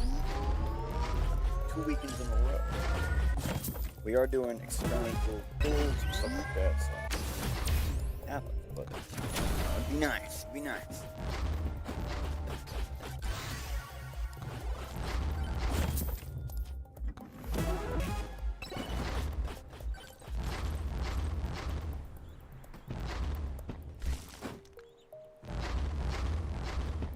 I would love to get a point where I could just turn all those on. Because, like, the more of those you have, the more box drops and stuff like that.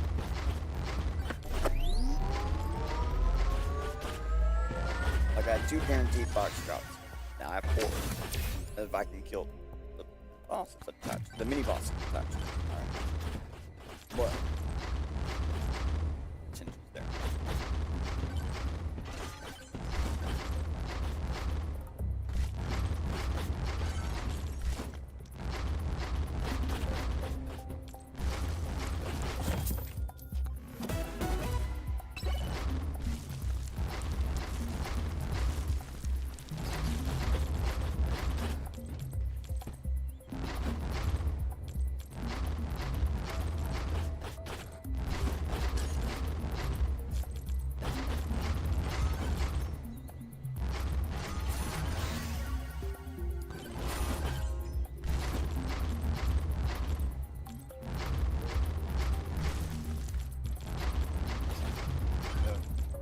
I hear a box. I don't see a box. Oh, no, it's the boss running. Okay.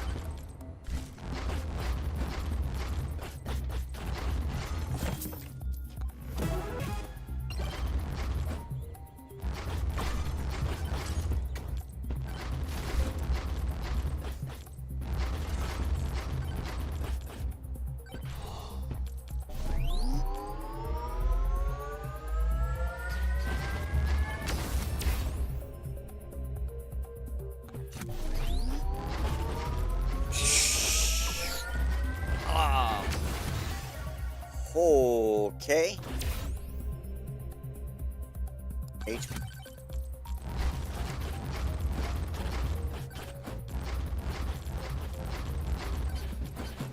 Oh, man.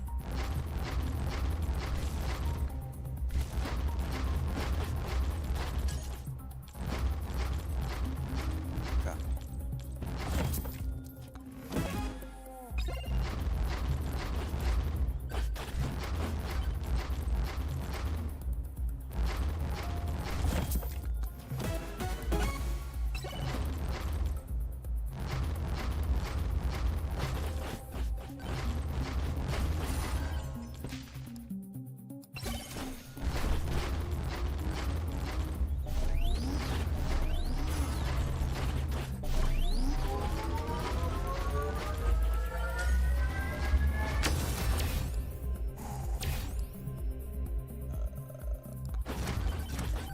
Ah, God, right into a bee.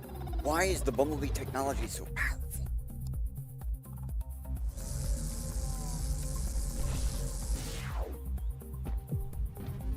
See, that's something we could always...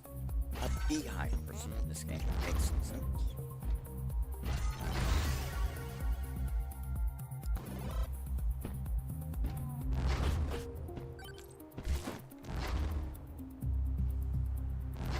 An entire level where you're on a volcano.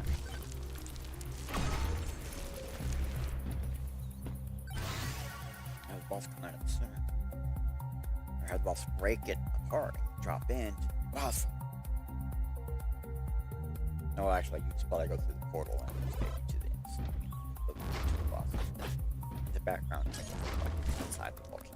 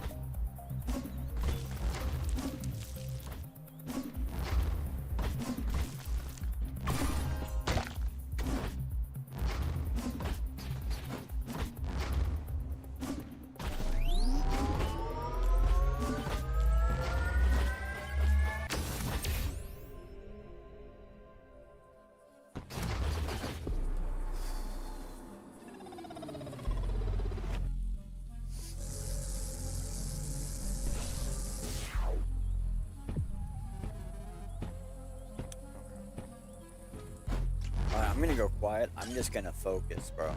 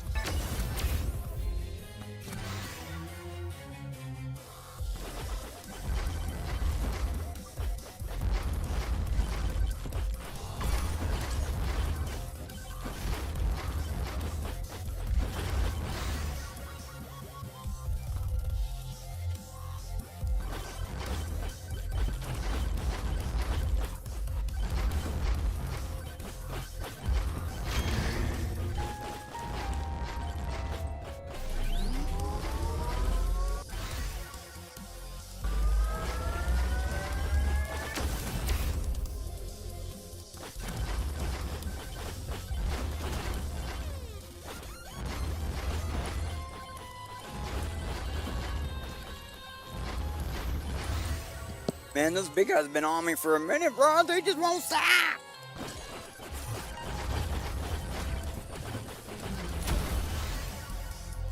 Damn. They were really on me. They were like, no, we're getting this guy. We're gonna get this guy. That's really what they thought.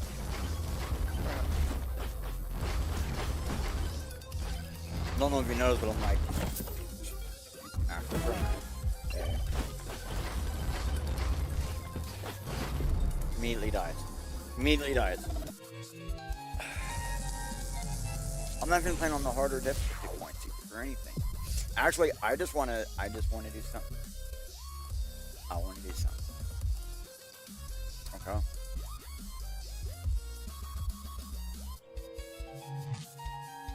Wait. Hold on. Alright, remember earlier I was saying.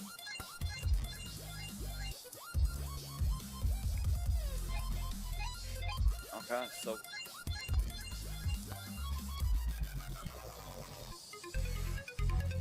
Yeah.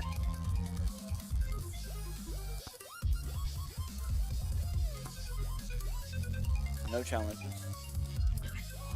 Alright. Let's do it. Okay. Let's go Ultra Blast Shot. 51. Yes, okay. Where is that at? Okay.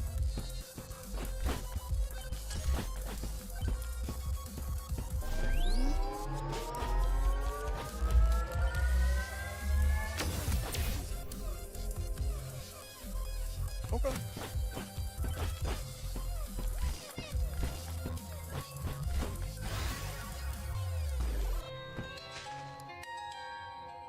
Okay.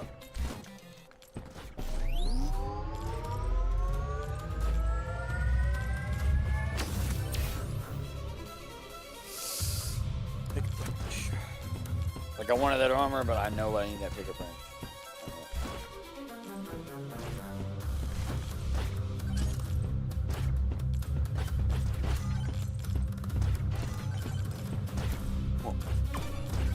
Somehow on my mouth board.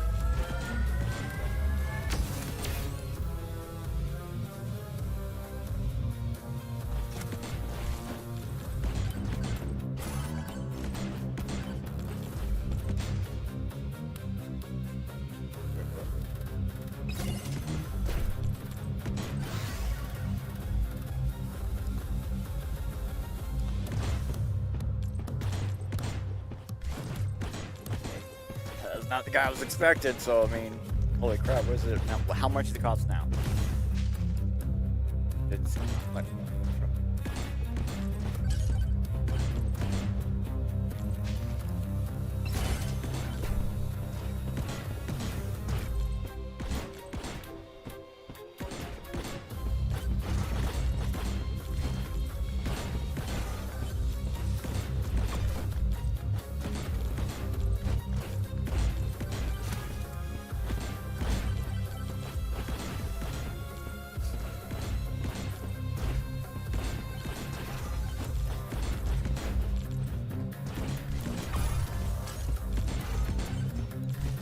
I'm not gonna lie, I didn't even see myself pick shotgun. I didn't even know I had shotgun. I just never realized I had it.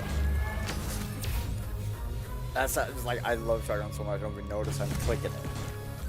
It's like, oh yeah, I need that shotgun.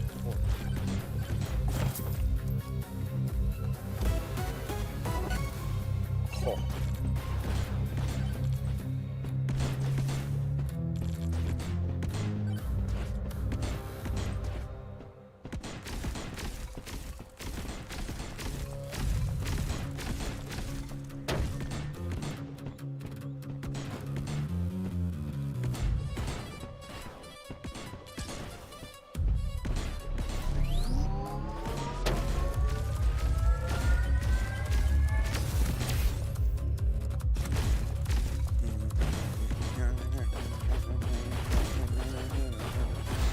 Hold on.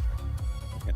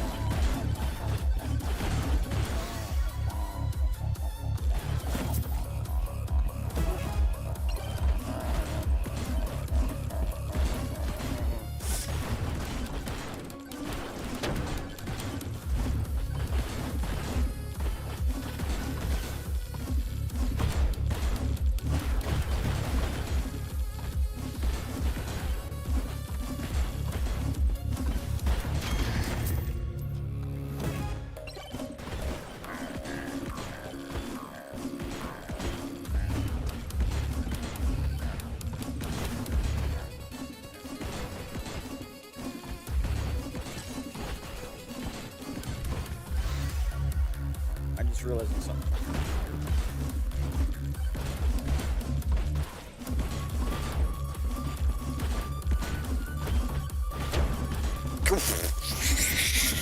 You see that thing I just shot off? He just went, whoop. He was gone.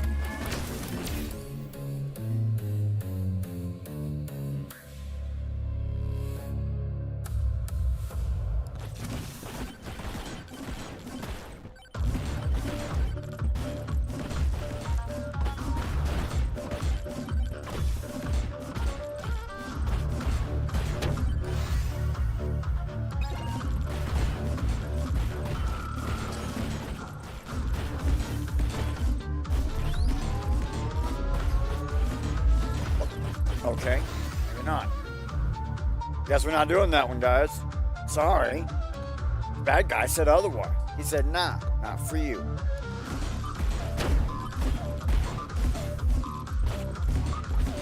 Oh, the wrong way.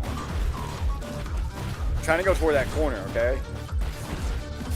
It's just, sometimes moving around here, and I look at the map and I'm like, how is that direction? I don't know. You know, I'm just, it's kind of through this. I don't know. Messing with my mind.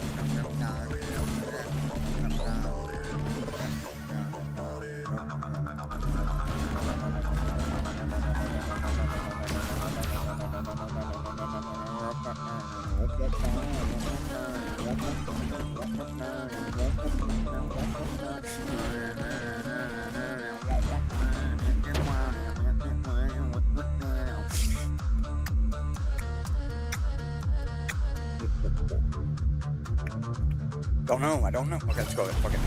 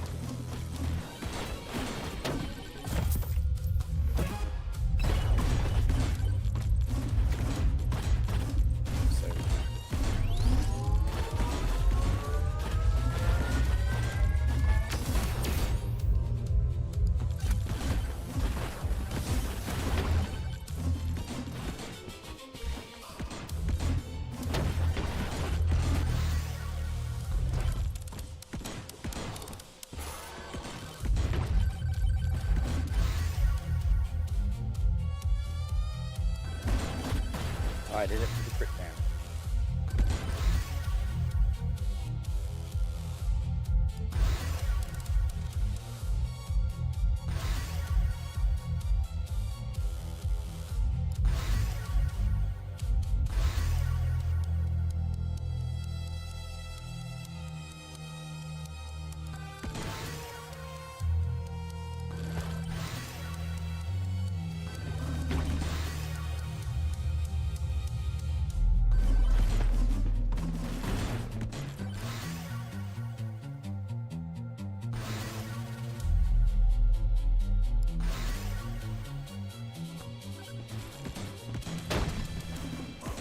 Whoa, what the hell?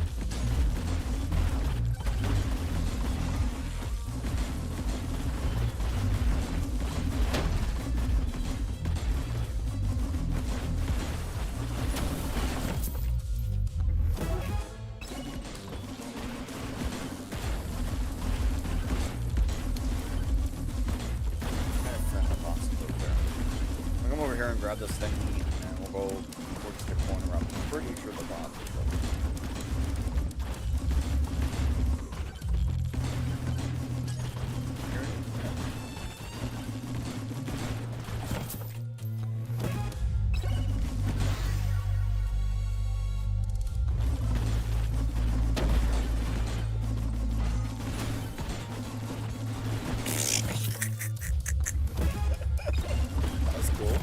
Like, oh, you're over, you made it all the way over here. Good second. Oh, thank you. Appreciate it.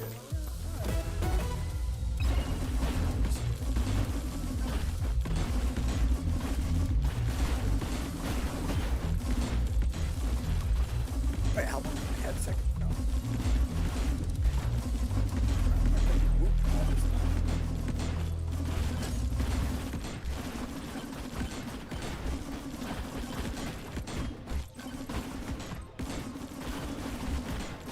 Screw myself over.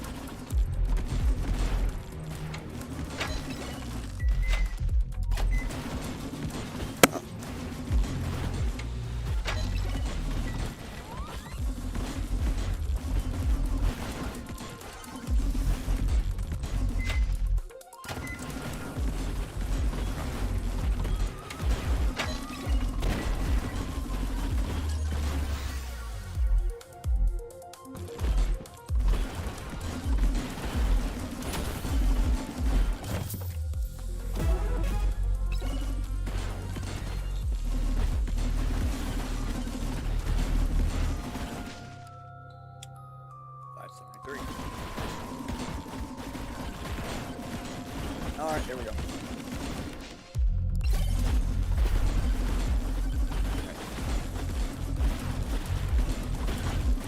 Are you kidding me?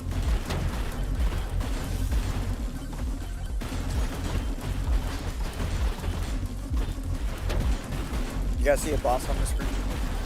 There's a tiny corner on the far bottom right that's just barely not completely finished. Apparently, that's where it's at. Because I got the entire rest of the bit. That's the only spot I don't got. So it's not in the corner I thought it was in. I really screwed myself over.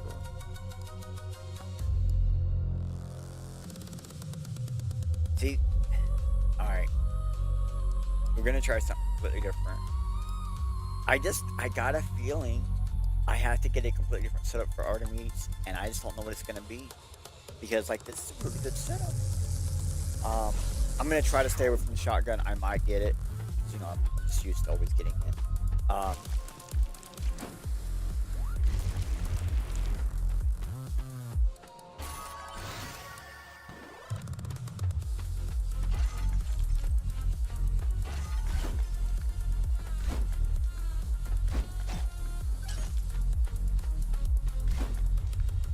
See if we can do something for a little bit more.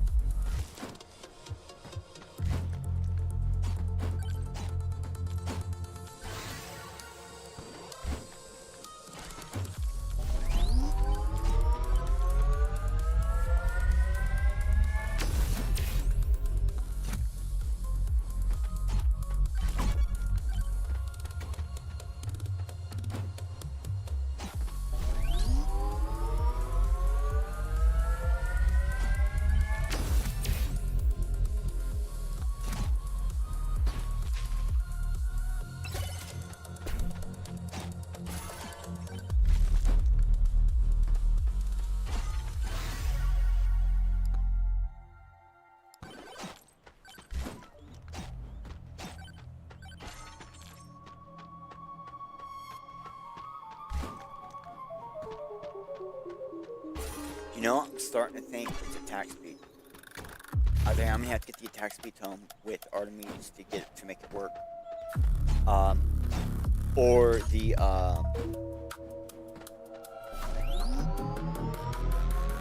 basically like I'm like maybe I'm just not like basically this character is gonna show what quantity you can really do.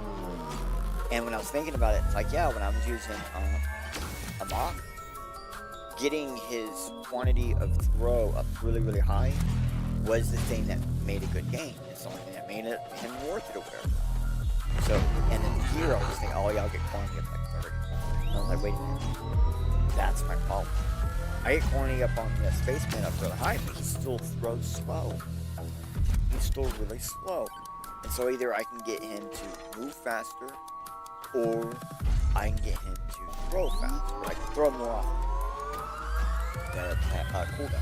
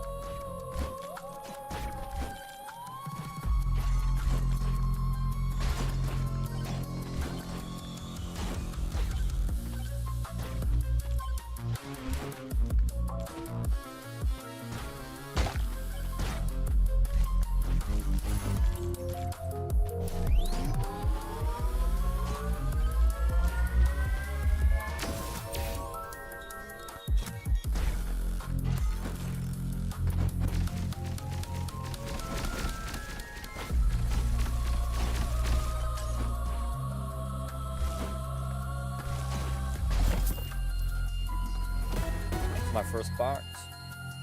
Crap. Shit box.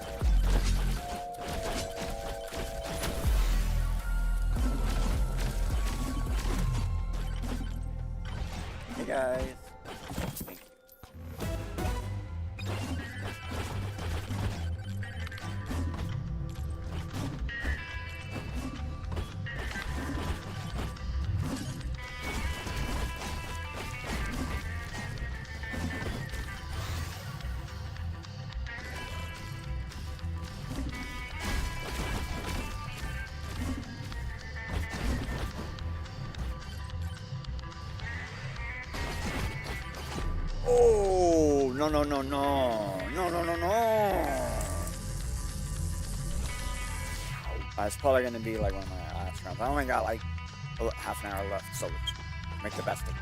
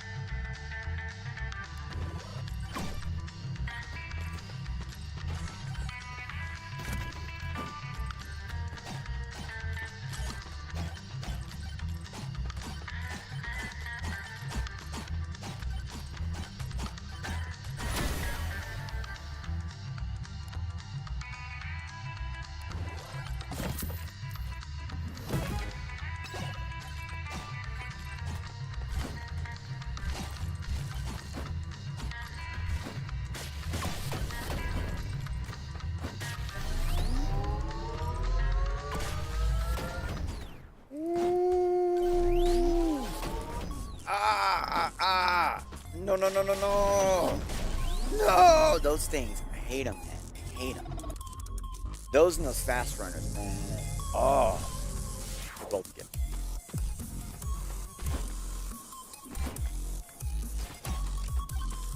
Tell you what, if I die quick enough to go to the desert.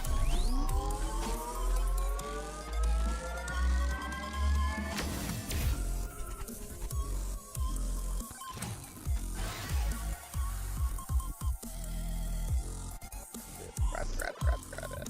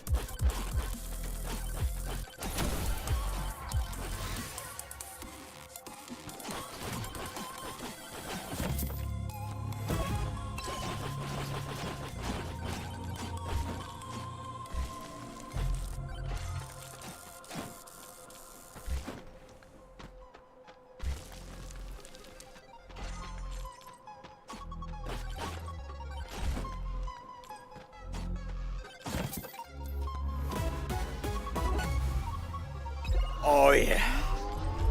Now if I can get energy core and the missiles, slug rockets, then I'll be good.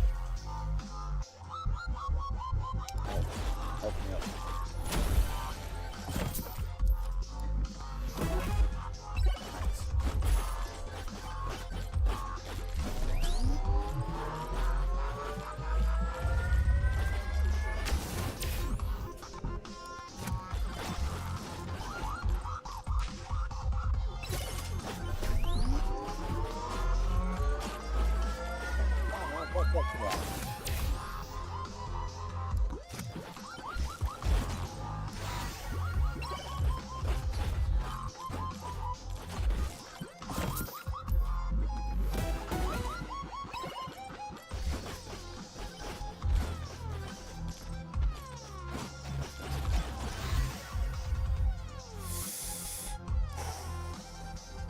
have to try really hard not to hit that button up for that shotty because I love that shotty. One of my favorite weapons on this game.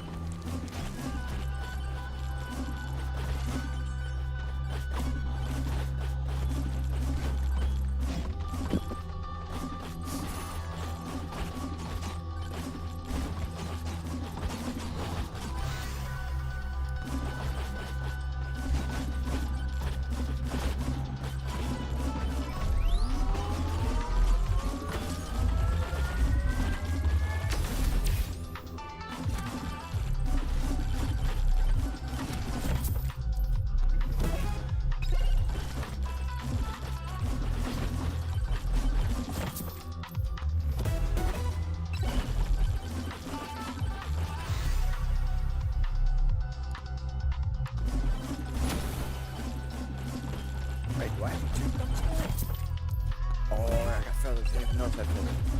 Okay. I was gonna say, I tried double jumping earlier and it didn't double jump. That was okay.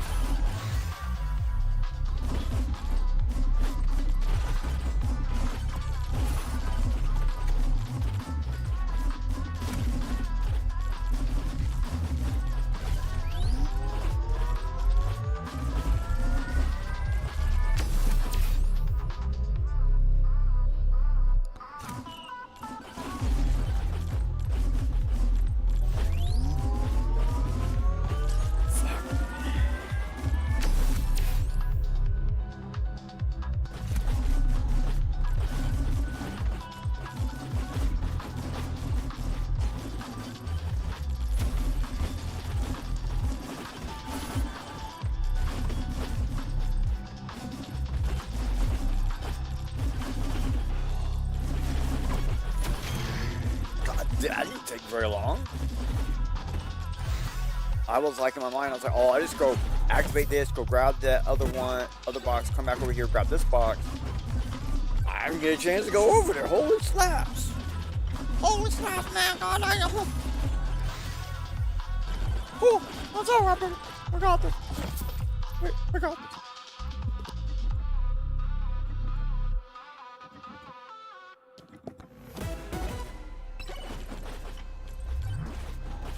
I will, baby. I know.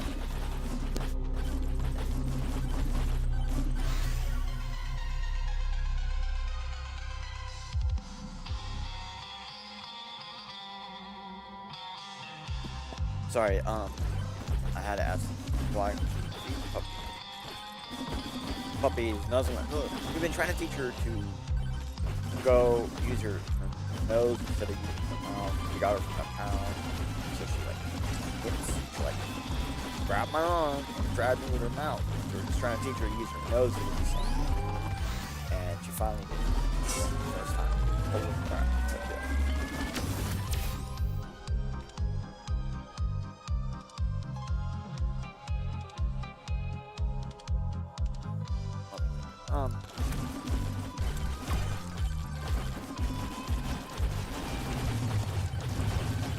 She's a girl.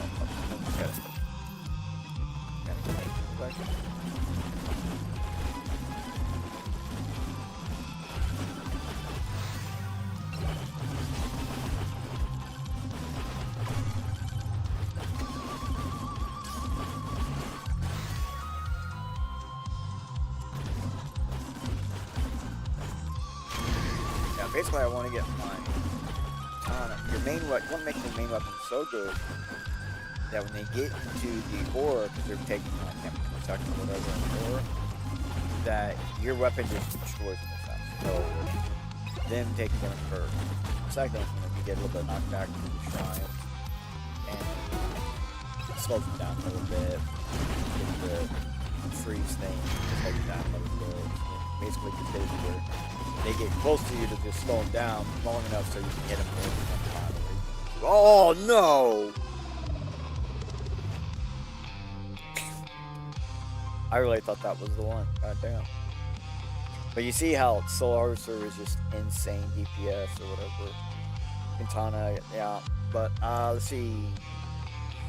Aura down, all the way down here again. Alright. One last time, alright? One last time. I'm really thinking I gotta get cooldown. I'm just thinking, instead of damage or whatever, let's get cooldown. Let's see what happens.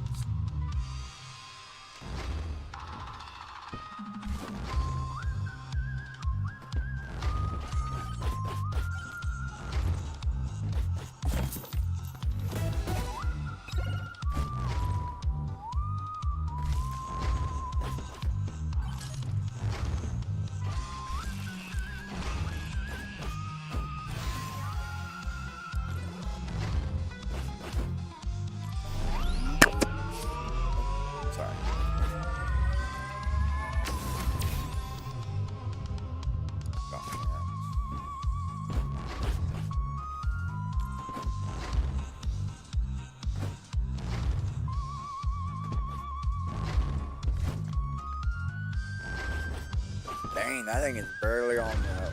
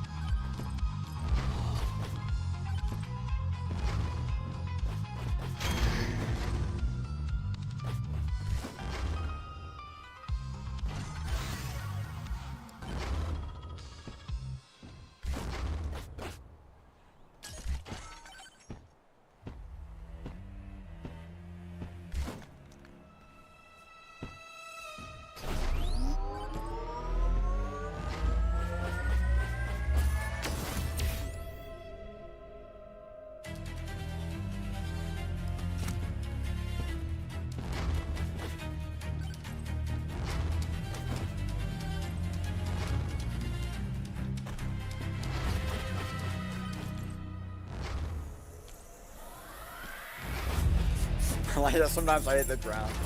Absolutely nothing.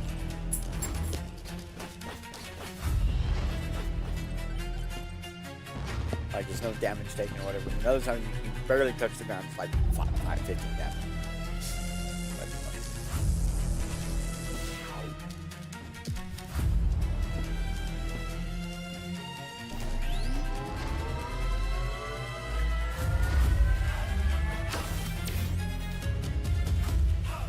now, if you made it this far into the video stream, blah blah blah, however you're doing this, something I used to do is I would do, I would reset over and over until I started at the boss level, like you just saw. I started at the boss. All right, I gotta go. Sorry, everybody. I can't even finish this round. I'm gonna have to go. Thank you, everybody, for stopping.